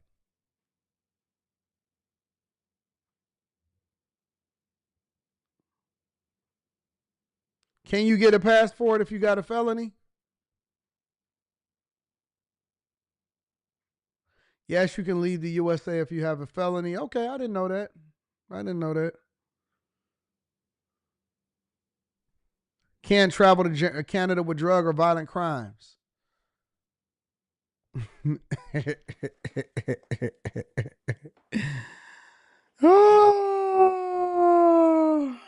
Tanaya Davis says, not everyone who has a felony is a bad person today. Some have learned from their mistakes. That's irrelevant from what we're talking about.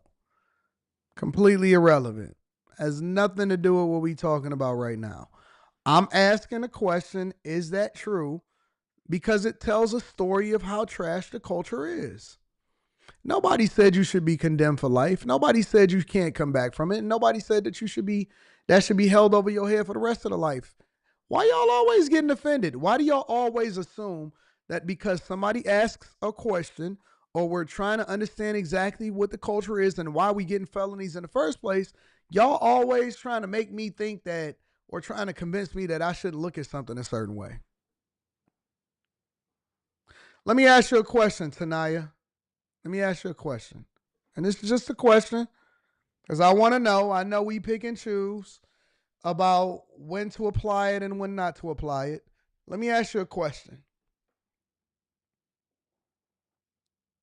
If somebody used to be a pedophile, but they on a sex offenders list, and you can find out where they are inside of your neighborhood or where they're supposed to be,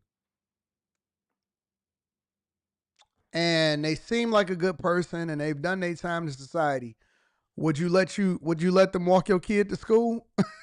I'm just asking. Would you let them walk your kid to school? It don't matter that they still a bad person. All right, let me ask you another question. If somebody got caught stealing out of your purse, oh, that's different, right? If somebody got caught stealing out of your purse and then they got convicted for grand larceny and theft, and they did their time and they different now and they a different person, would you leave your purse out around them? That's all I'm saying. Joseph Rentro says you too high on your throne, my boy. Can't never be too high on your throne because we don't come down from that. The only time that you come down from your throne is to step on people. You can't humble me, dog. You can't humble me. The only person that can... Listen, shout out to all of my feeble humans out here that think that I'm supposed to care anything about your feelings or how you feel, or I'm supposed to make myself... You know what rich people got a bad habit of doing? And let's be clear, I am rich. I'm rich. Do you know what rich people got a bad habit of doing? Of trying to make themselves more human-like. We all different. We different. We a different breed. I am different from you. For everybody that continues to think that I'm going to humble myself to make you feel better about your dusty ass situation, you know I'm not going to do it. Don't even keep saying it. Don't leave a comment for me. You ain't got to do all of that. You can miss me with the God humbles people and karma all the way. No, it don't. It don't. I'm going to be rich forever. Forever, ever, forever, ever. I'm going to be rich forever. And there's nothing you can do about it. Listen, you can complain, you can protest, you can get mad, you can hit a dislike for the algorithm. You can do whatever you want to do. But I am not ever going to humble myself for you at all. At all. I'm going to donate to my community. I'm going to tithe to the streets. I'm going to make sure that people are taken care of. I'm going to get hotel rooms for people that are down on their luck, but I'm never going to be humble for you. I'm the type of person to hear you complain about that and then pull up next to you on the passenger side to make sure that your girls see me, so that when y'all take off and y'all got them exhaust fumes inside of your car and you got to go and sleep under the viaduct for the night to make sure that your car is warm, and when you got to go up to the gas station and you getting $1 worth of gas and it seemed like the pump just started immediately and you're like, man, did I even get any gas because I didn't see it turn? And it say $1, but you didn't see the needle move on your car. I'm the type of person to ask you, hey, man, you need me to, y'all having trouble? I'm the type of person to stop and say, hey, you good? Yeah, man, can I get a ride? Nah, but it's a bus that's coming down the street. I can get you a bus schedule.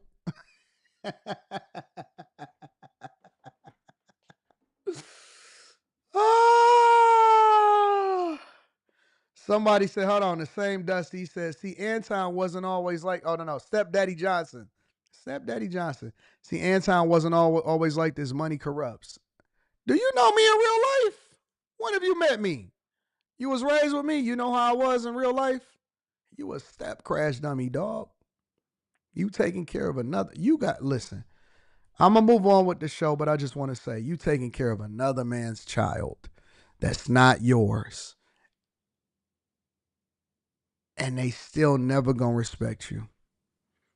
Yo, listen, bro. Yo, people, yo, girl, she tricked you. I'm the last thing that you need to worry about, big dog. I'm the last thing that you need to worry about. You got tricked into being a step crash dummy. Do you know how dumb you have to be to do that? Do you know how many steps it takes to walk down the aisle and say, I do, and then look over and see her little dusty kid sitting in the background with his suit on and he the flower girl? Do you know how dumb you got to be to marry a girl that has her son as the flower girl? He was sitting there throwing flowers out, him downstairs. He's sitting out there throwing flowers out as y'all walking down the aisle. You know how dumb you got to be to get with a woman that has her child and her 17-year-old son is walking her down the aisle to give him over to you, and then he's still sleeping in the basement? You know how stupid you are? Your name is Stepdaddy, dog. You got bigger problems than to worry about whether or not I've been like this my whole life. Bruh, if I was you,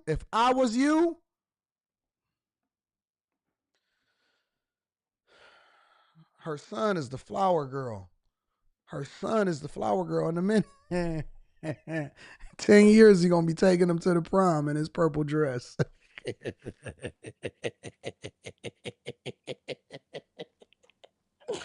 No. Leave me alone, man. Why y'all asking what happened to me? ECM? I didn't do nothing. I'm just responding to my co-host for the day. I'm just responding to the people. If they don't want this, then leave me alone and let me finish the rest of my show. That's all I want to do. I'm trying to get over to Tulsi Gabbard and see what happened during their Senate hearings And they keep talking about whether or not I've been like this my whole life. They ain't never met me before. They don't know me. You don't know me, because if you knew me, you would know that I've been like this way back in high school. I was the same as I was yesterday as I am today. I'm just like the Lord. The same as I was yesterday is the same as I am today. And I'm going to die pissing on your grave. When they bury me, I'm going to open up my ass for 1 second. I'm going to lean over, and then I'm going to make sure that I piss on your grave that's sitting right next to me, and then I'm going to turn back over and die. And then I'm going to be talking to Jesus like, hey, Peter, remember him? Nah, we can't let him in because he was talking to him. Remember on the Millionaire Morning Show on the 27th of March, 2025? Man, this little step crash dummy, dog. Yeah, Peter. Send him to hell. Right downstairs. Anyways, make sure you hit a like for the algorithm. Subscribe to the channel and turn on your notifications. Let us get over into the next portion of the show. Senator grills Gabbard on the Signal chat leaks. I didn't see this, but I wanted to get into it, and I actually wanted to see how this was. Let's talk about it. Let's see what happened. I'm going to go back to what I addressed at the outset. I mean, this was not only sloppy, it not only violated all procedures, but if this information had gotten out, American lives could have been lost. The Houthis had this information, could reposition their defensive systems. So I want to get a little more information about this. Director Gabbard, did you participate in the group chat with Secretary of Defense and other Trump senior officials discussing the Yemen war plans? Senator, I don't want to get into the specifics. Ma'am, were you on? You're not going to be willing to address. So you're not. Are you denying? Were you? I look at these Senate hearings a lot of times as dog and pony shows. Can anybody in the chat? And I'm actually interested. Can anybody in the chat actually tell me what is the purpose of these Senate hearings? Honestly, I'm genuinely curious. I know that the Senate hearings with regard to the appointing cabinet members in the beginning of a president's term, I know what those purposes are. But could anybody tell me what these Senate hearings are for and what the purposes are? Because I thought that it was based on discovery, and then for them to be able to use that information for something much more meaningful. But it seems like they're just dog and pony shows for them to be able to cuss people out and see what people are going to say. So they are uncut, underground. You said accountability. In what way? In what way? How is it an accountability hearing?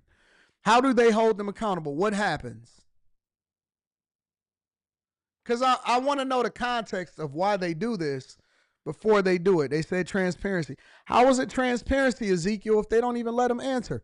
They ask them a question so that they can answer the question, but they don't let them answer the question or add context. And is it a time limit or something? What's going on? I'm trying to understand what these are for. Answer my question, ma'am. You were not TG on this group chat? I'm not going to get into the specifics. So you refuse to acknowledge whether you were on this group chat? Senator, I'm not going to get into the specifics. Why are you going to get into the specifics? Is it because it's all classified? Because this is currently under review by the National Security Council. Because it's all classified? If it's not classified, share the text now. As the White House previously stated, is it classified or non-classified information on this text? I can confirm. Dr. Radcliffe, were you on the group chat? Senator, I was on a signal messaging group. So you were the John Ratcliffe on that chat? I was. Thank you. Thank you. Can I provide some context, Senator, to that? Yes, but I've got a series of questions. Well, but I think it's important because at the outset you made a couple of comments about signal messaging using encrypted apps. So that we're clear, one of the first things that happened when I was confirmed as CIA director was signal was loaded onto my computer at the CIA, as it is for most CIA officers. One of the things that I was briefed on very early, Senator, was by the CIA records management folks about the use of signal as a permissible work use. It is. That is a practice that preceded the current administration to the Biden administration. Director Ratcliffe, I've got a series of questions. If you're making the statement, if you're making the statement, the signal is a secure channel. No, can I answer that? It is I've got a series of end-to-end decryption. So to finish, I understand encryption. It is permissible to use to communicate and coordinate for work purposes, provided, Senator, that any decisions that are made are also recorded through formal channels. Right. So those were procedures that were implemented. My staff implemented those processes, followed those processes, complied with those processes, and finally, just please. So my communications, to be clear, in a signal message group were entirely permissible and lawful and did not include classified information. Well, we will make that determination, because if it's not classified, share the text with the committee. She already said that they have to do the investigation. Gabbard, you are the security executive and set access guidelines for classified information. Did you contact the defense secretary or others after this specific military planning was put out and say, hey, we should be doing this in a SCIF? There was no classified material that was shared in that. So then if there was no classified material, share it with the committee. You can't have it both ways. These are important jobs. This is our national security.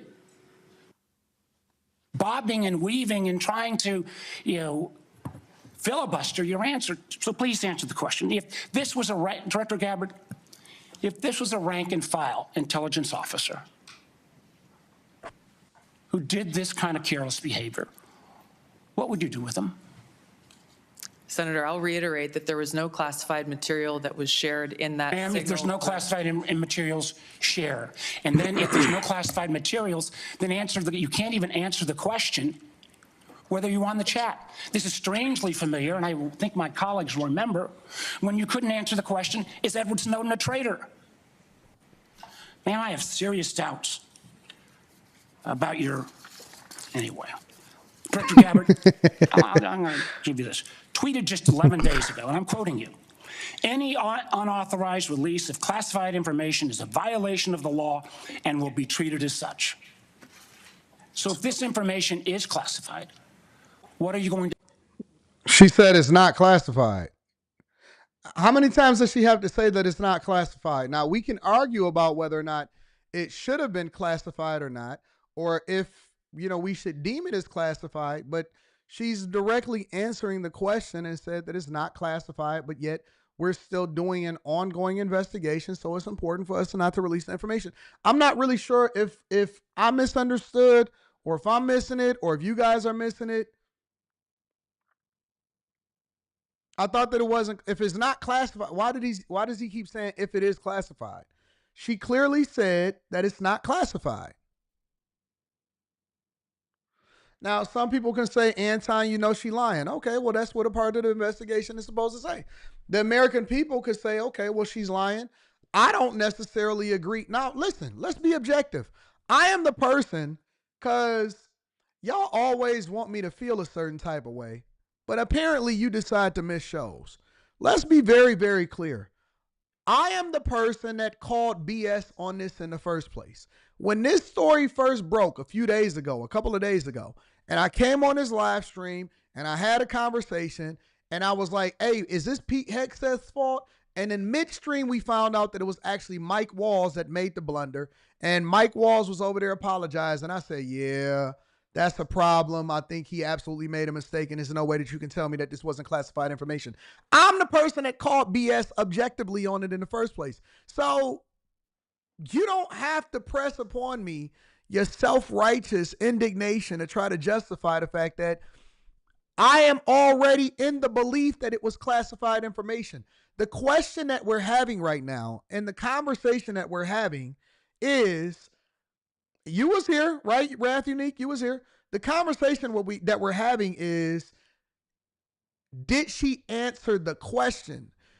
They are saying that it's not classified. Based off of what you guys told me in the chat, the difference between something that's classified and something that's not classified, and then what I read with my civilian eyes, not military eyes, not a person that is of rank or anything like that, with my civilian eyes, I said that, man, that looks like some important information that should have never got out to the public, or it should have been classified. I called BS on it the minute that I seen it. So objectively speaking, this has nothing to do with that. I've already had that conversation. I don't need to reiterate it. I've already said that I believe that they messed up and this probably is classified information. The question is she answering the question that he's proposing to her? And why is he unwilling to get up off of this if he got the answer and say, well, if it is classified though? I don't understand a line of questioning. What I see is incompetence in this meeting from the person that's unable to articulate himself fair enough or well enough to really catch her up. She's standing on what she said. She's standing on what the directives are that's given to her. Mike Walls has already, came out and said, you know what? I was the person that mistakenly added the reporter from the Atlantic to this whole text thread. And the conversation should be whether or not Signal is a secure enough platform for people to be able to communicate, and how do we prevent this from being able to happen again? But his line of questioning is flawed because he's incompetent.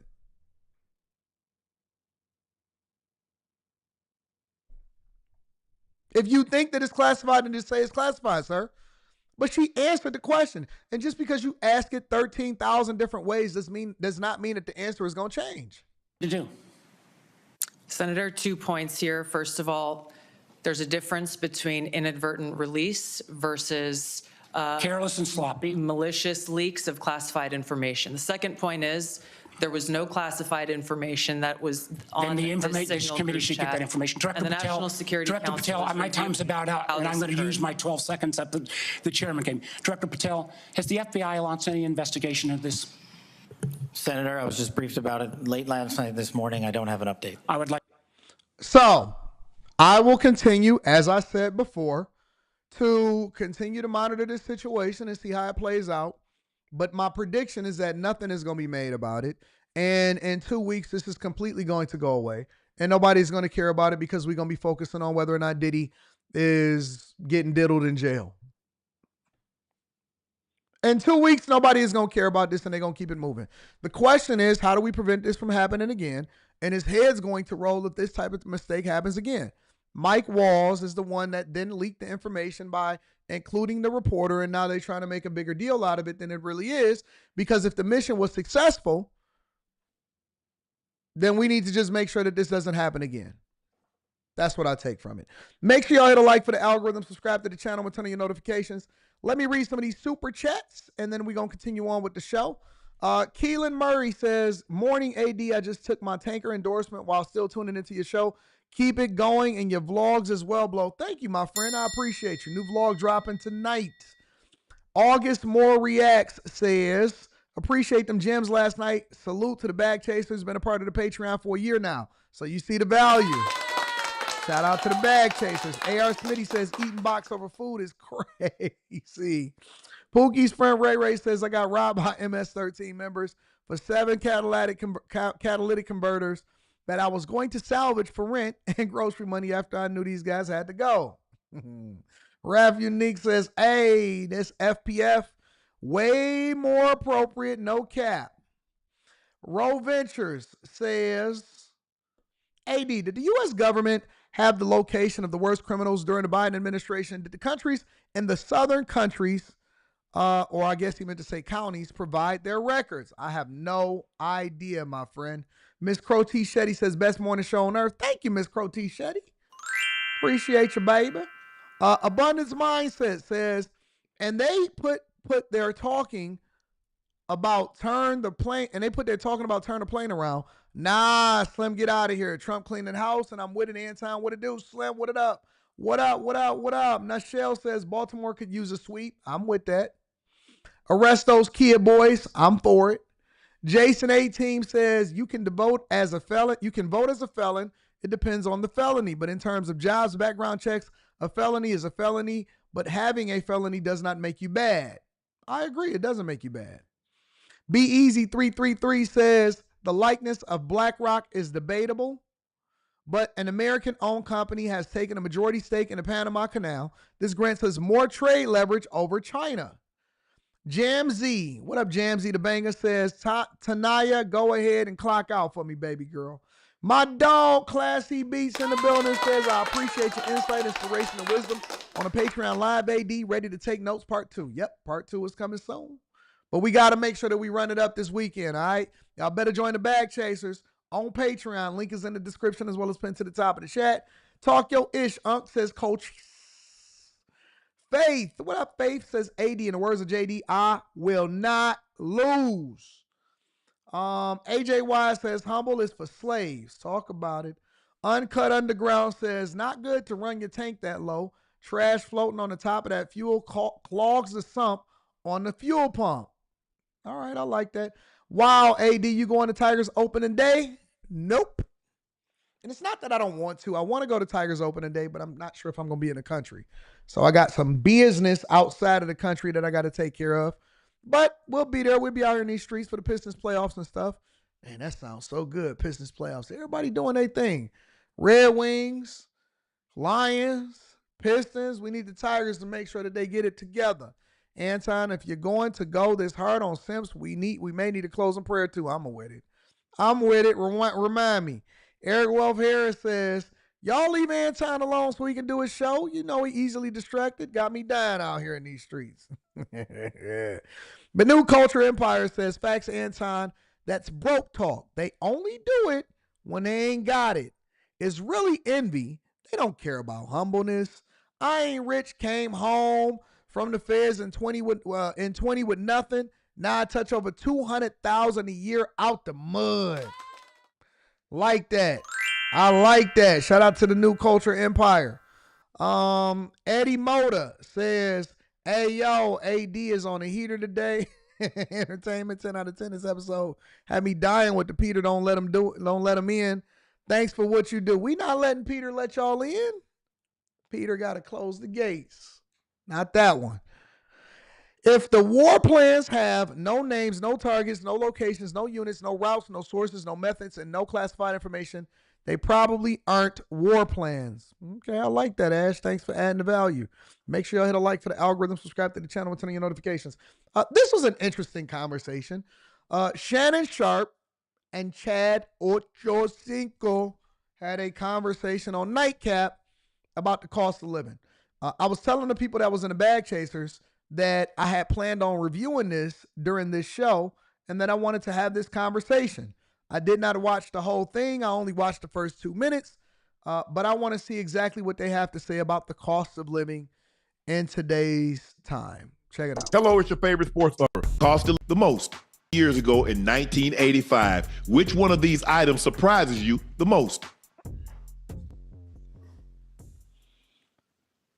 Hold on, I can't see that good now.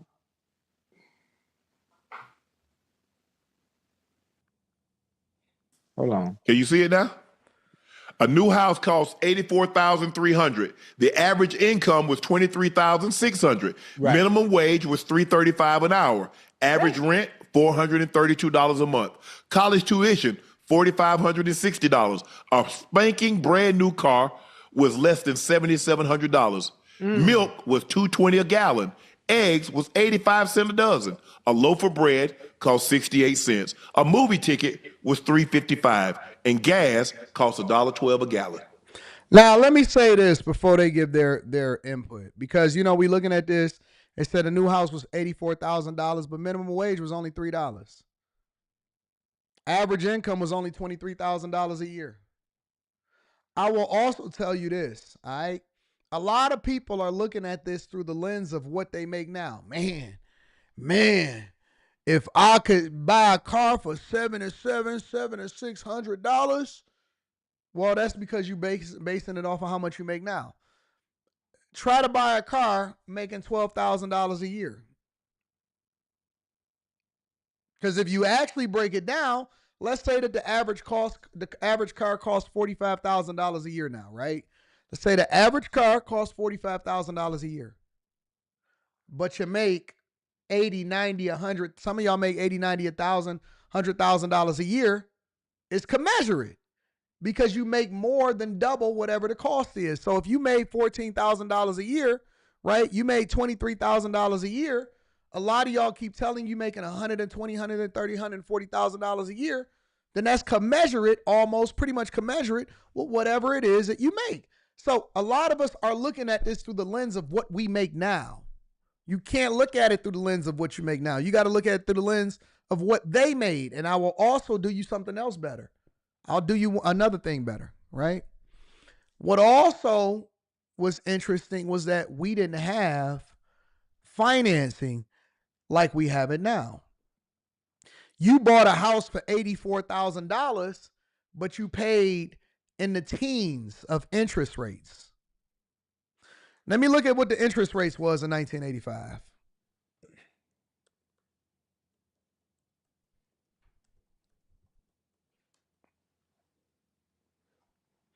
Interest rates, let me show this because I want people to understand this. A lot of times we had these conversations in a vacuum. Interest rates in 1985, average 30-year fixed mortgage interest rate was 12.43%. 12.5% was the interest rate. So you bought an $85,000 house on a $20,000 salary with a 12.5% interest rate.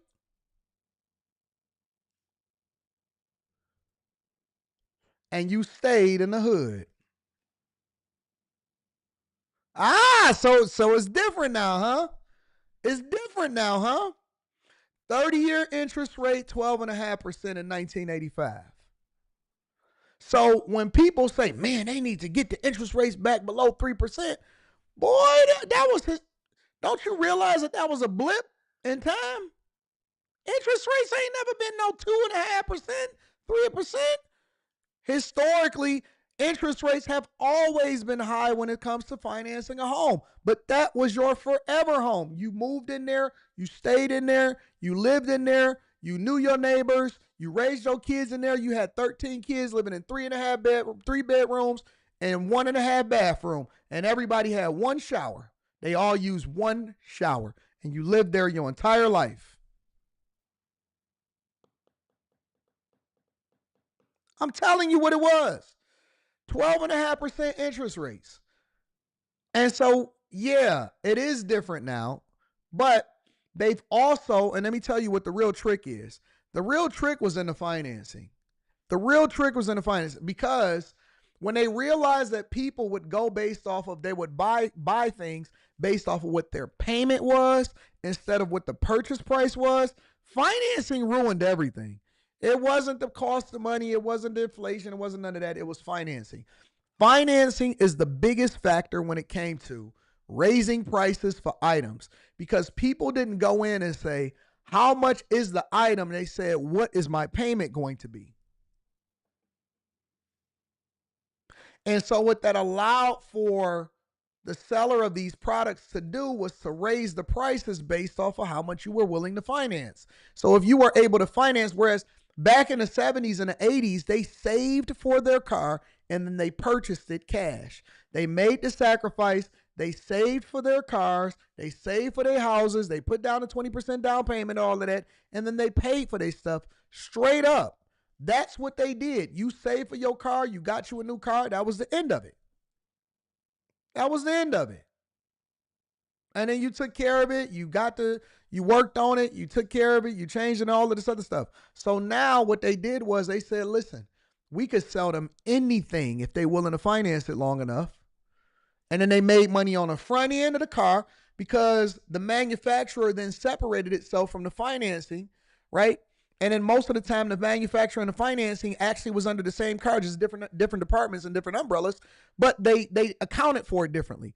So then the people that manufactured the car, let's say Ford Motor Company would manufacture the car, the minute that it left the lot and it went to the dealership, that counted as a car sold because all the incentive was on be dealership working with the finance company who then got it on the back end too. So then not only did they make the money off the purchase of the car, but they also made the money on the financing for the car because you was paying interest on the car and the majority of the front loaded interest payments was going straight to the finance company.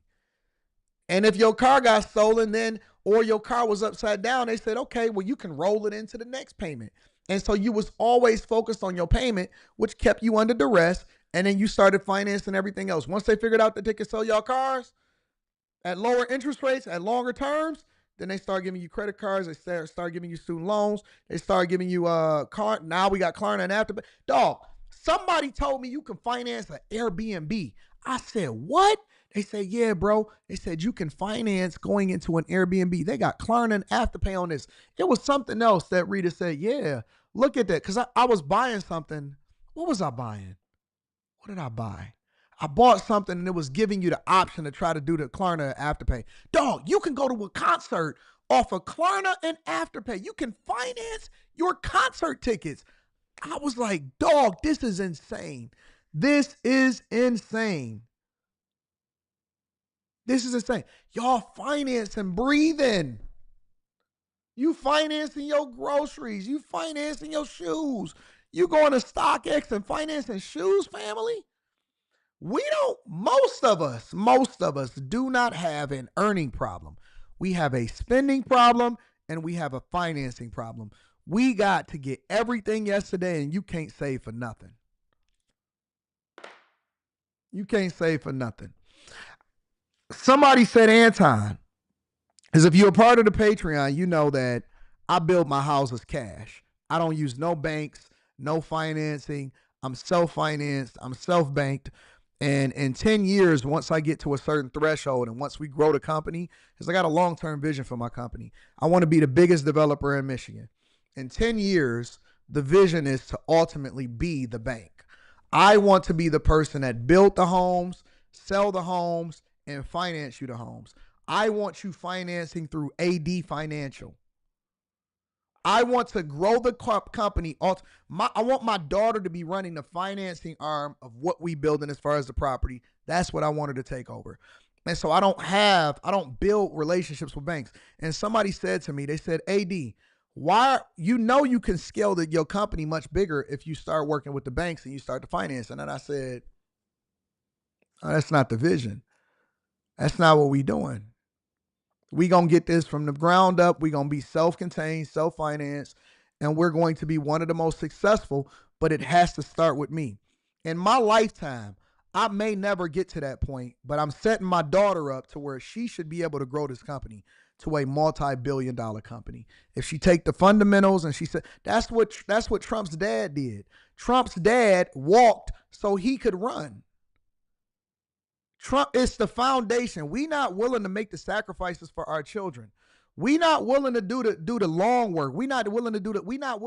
We gotta be the big dog. No, you can live a good life and then you set your children up to be able to change the world. I'm not gonna change the world the way my daughter is gonna change the world. I'm not gonna change the world the way my daughter is gonna change the world. So I gotta do the legwork. I gotta stay away from the pitfalls. I ain't going to work with the bank. The goal is to become the bank. The goal is not to make the little bit of money on the front end. The goal is to make the big money by setting the foundation and then becoming the bank. So ultimately, the goal is to buy the land, build the property, sell the property, but also be the financier. I want to be the bank. I want to be the person that get the 30-year mortgage payments. I want to give you the interest rate because I'm not controlled by the FDIC. I'm not controlled by the banking industry. I don't have any money to get from them. All of the money is going to be in. Everything is going to be in. It's going to be contained. That's the vision. And think about what that story sounds like. Young guy from Detroit, born on Green Lawn between Norfolk and Chippewa, between 8 Mile and 7 Mile, Wyoming and Livernois. Went to Hampton Elementary School, UAD Jesuit for middle school, and then Cass Technical High School. Built this multi-billion-dollar company and he didn't take any financing from the banks. That's the story. That's a legacy. That's a book right there. That's the foundation. You walk, you build it, you crawl, you claw, you do all of it so that they can run. That's the goal. That's the goal. I don't need no community to finance me. I don't have to crowdsource. I don't want to do none of that stuff. The goal is to build it from scratch and then give you the blueprint on how to do it along the way. That's the goal. But we got to think differently. We got to deconstruct what put us in this position in the first place. And we so short-sighted, and we want to tear each other down, and we want to make it so difficult for each other instead of opening the lane so that you can swim. That's what our ancestors did. That's what the people that did before us. That's what the people that made the sacrifices before us did. We just took the information and we just stomped on it. Sold our grandma's homes, sold Big Mama's home, sold out, felt like you didn't have to. Man, I'm not staying here. It's bad in here. No, it's only bad because you made it that way. We got to change our mentality. We got to change the way that we look at our neighborhoods. We got to change the way. They ain't making no more land. They did a Jedi mind trick on you to make you think that the land wasn't valuable because of the people that's in it. It's not the land ain't valuable. It's that you don't view it that way because you got a bad mentality. Why you think that they want to devalue the land so that they can buy it under you? They got you running away from the neighborhoods that you've been claiming and gang banging and dying on. Your blood is on them streets, bro. Your blood is on the streets. Think about all of the people that died on the streets. Think about all of the gangbangers and the drug dealers and the raid bands and the deaths and the dying. You telling me y'all blood is on them streets and you would never own them? You would never own the very streets that the blood of your ancestors is on? And you talking about power? You going into a rally talking about black queens forever, white snow bunnies never? You think that that's power? That ain't power. Power is here. And then it translates into your everyday actions. That's what power is. But they don't want you to know that, so they keep you distracted with little trinkets and little stuff, and they tell you can go on vacation. And yeah, we can go to Tulum, and yeah, we can do this, and look what we did on Instagram. Man, fuck Instagram. I don't give a fuck about no pictures. I care about legacy. I care about building things. I care about actually loving the fact that I can employ people and give people jobs and opportunities and knowledge and information. That is the real currency. That's the real life. All of this other stuff that we doing, all of this posturing and then talking and going off and all of this stuff, that's cute. But that ain't real, that ain't money, that ain't legacy, that ain't power. Power is not being able to be controlled and to say what you want to say when you want to say it. And the minute that you get a leader that'll tell you what to do, and the minute that you get somebody that'll stand up for themselves, the minute that you get somebody that's willing to put their own money up, you want to kill them.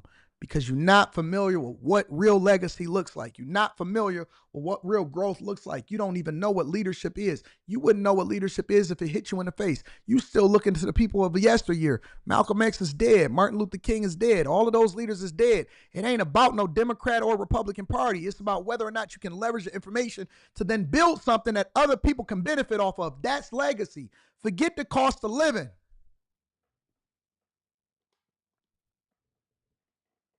We shouldn't still be in survival mode in 2025 because you programmed yourself to want to do things that's not best for you to impress people that don't care nothing about you. It's about blueprint, legacy, life decisions. Make the sacrifice. Stop doing stuff. You already had your fun. Now it's time to set the precedent so that the people before you or the people that's after you don't have to take out student loans so that they didn't become indoctrinated and then tie themselves to a Democratic Party hoping to get student loan forgiveness. That's legacy. Forget the cost of living. Got to change the way we look at things.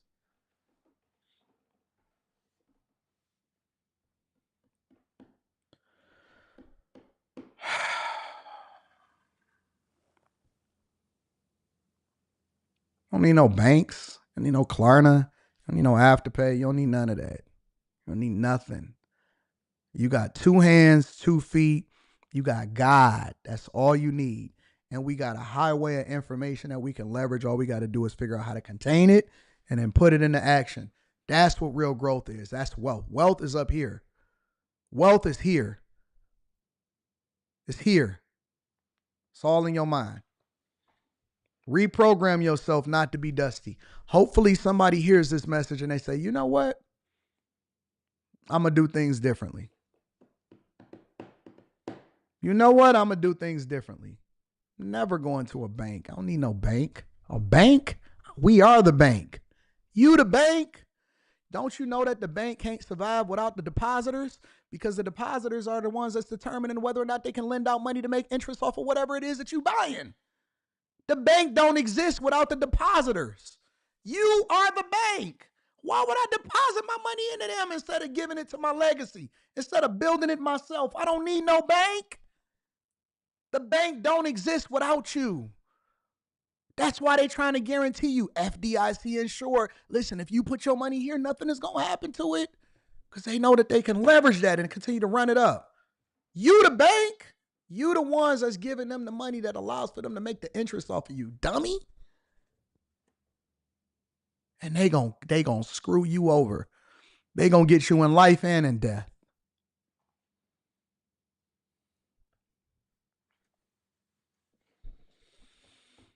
I feel sorry for the people that left early, right? It wasn't entertaining enough to them. Once you start getting to the knowledge, then they start leaving early. We ain't talking about no crazy stuff right now. I feel sorry for the people that left early because if it ain't entertaining, if we not shucking and driving and dancing, if we not doing this in front of them, hey, then they can't keep their attention span long enough to get the knowledge and the insight. If we not shucking and jiving and water waving and shooting each other and killing them and talking about who going to jail, then it's not going to be enough for them. They got to leave early. That's what we talk about. That's why we bag chasers. That's why we Patreon members. That's why we don't depend on no banks. That's why we get rid of the debt. The Bible say, "Oh no man, nothing." And it also says to make sure that you leave an inheritance for your people when you die. That's a mandate. That's over here. If you a chaser, it's a mandate for you to be productive, to leave an inheritance, and do not owe any man nothing. It's a mandate. Make sure you tap into the Patreon. Link is in the description as well as pinned to the top of the chat. Let me read some of these super chats so we can get y'all up out of here for the day. It's a mandate. Casual Germ says Nigerian scams were cheaper too. Wrath Unique says I'm scared to get a mortgage. You should be. You should be. It's alternatives for that. The New Culture Empire says if they understand securitization, accounting standards, and codification, topic 860. The finance charge represent part of the proceeds they owe us on a securitization we recoup over here. Shout out to the New Culture Empire. Jeweled Academy Soap Company says, sir, we have had people buy our soap using Klarna. Awesome Patreon stream last night, by the way. Bag chasers, y'all better make sure that y'all get that information. Y'all better make sure y'all get that information I'm putting out there for y'all. I'm giving it to you. I've been through it so that you don't have to go through it.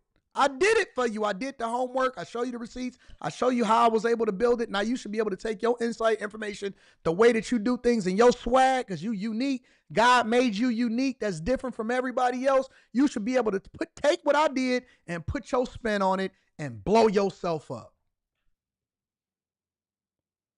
Some of y'all are smarter than me. Some of y'all are wiser than me. Some of y'all more talented than me. You got a unique set of skills that God has blessed you with based off of your life experiences, and you should take the information that I put inside of the Patreon and spin that junk, take it and make it yours, and then utilize that junk to get rich.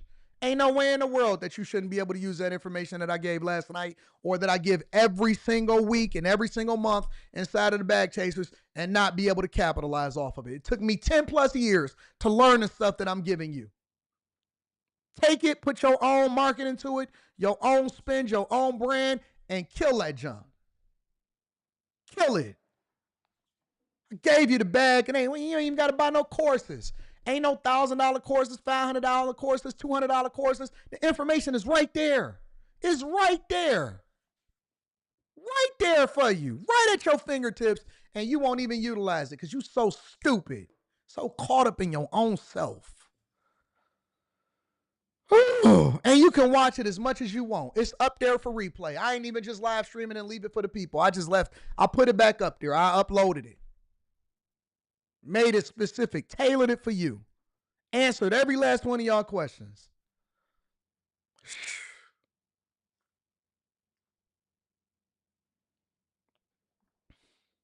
Crazy, man. Crazy. AD, a little off, but have you heard Marvin Sapp trying to hustle his congregation? I heard about it. I haven't seen it. Send it to me in my email so I can see what was going on.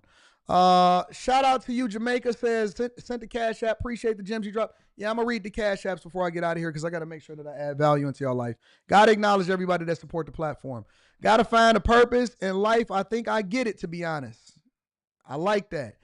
DoorDash also offers Klarna. Really, Divine? Seriously? Kid Chameleon says, Klarna will IPO soon. I'm buying, no hope.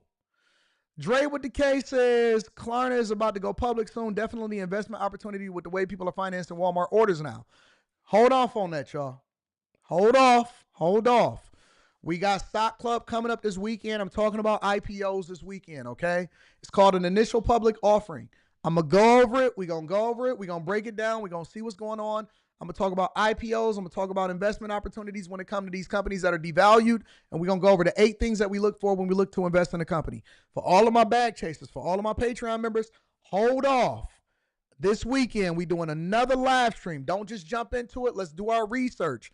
Let's be knowledgeable about the things that we buy and we invest in before we do it. That way we're making an informed decision and it's not a risk. Everything is a risk, but it should be a calculated risk. It should not just be gambling. Right now, y'all gambling. Let me do the work. Let me do the leg work, and let's go over it inside of the Patreon, and then let's make an informed decision together. Okay, guys? Hold off. Just hold on for a minute. Don't jump right into it. Let's do our research. Let's talk about it. We're going to talk about it this weekend.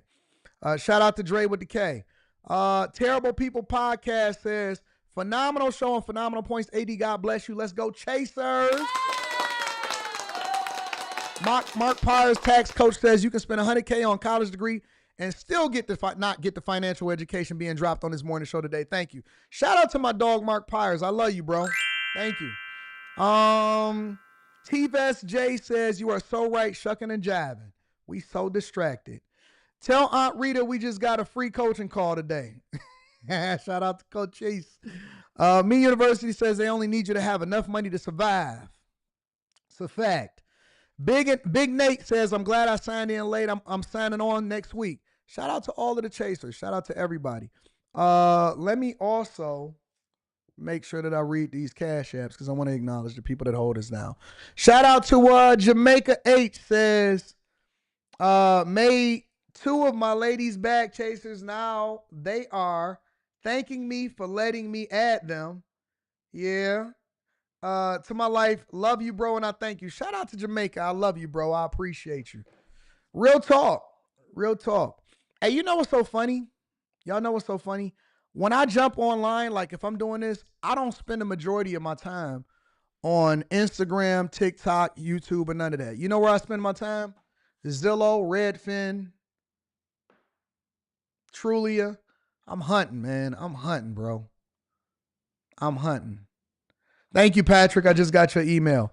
Danny says 80, some gas stations take Klarna. Really? No way. No freaking way. That's crazy. All right, y'all. All right, I got y'all emails. After hours tonight. Make sure y'all tap into after hours. Make sure you subscribe to the channel if you haven't already. Hit a like on your way out the door, at least if you're not subscribed and it's your first time here. And then make sure you tap into the Patreon. Link is in the description as well as pinned to the top of the chat. I love you. Shout out to Moet Bless. I love you, baby. I love y'all. I appreciate y'all. Make sure y'all rock the videos. And also, link to the Discord is in the description of any of the most recent videos inside of the Patreon. Make sure y'all tap into the Discord also inside of the Patreon. I love you. I appreciate you. Hopefully we change somebody's life today.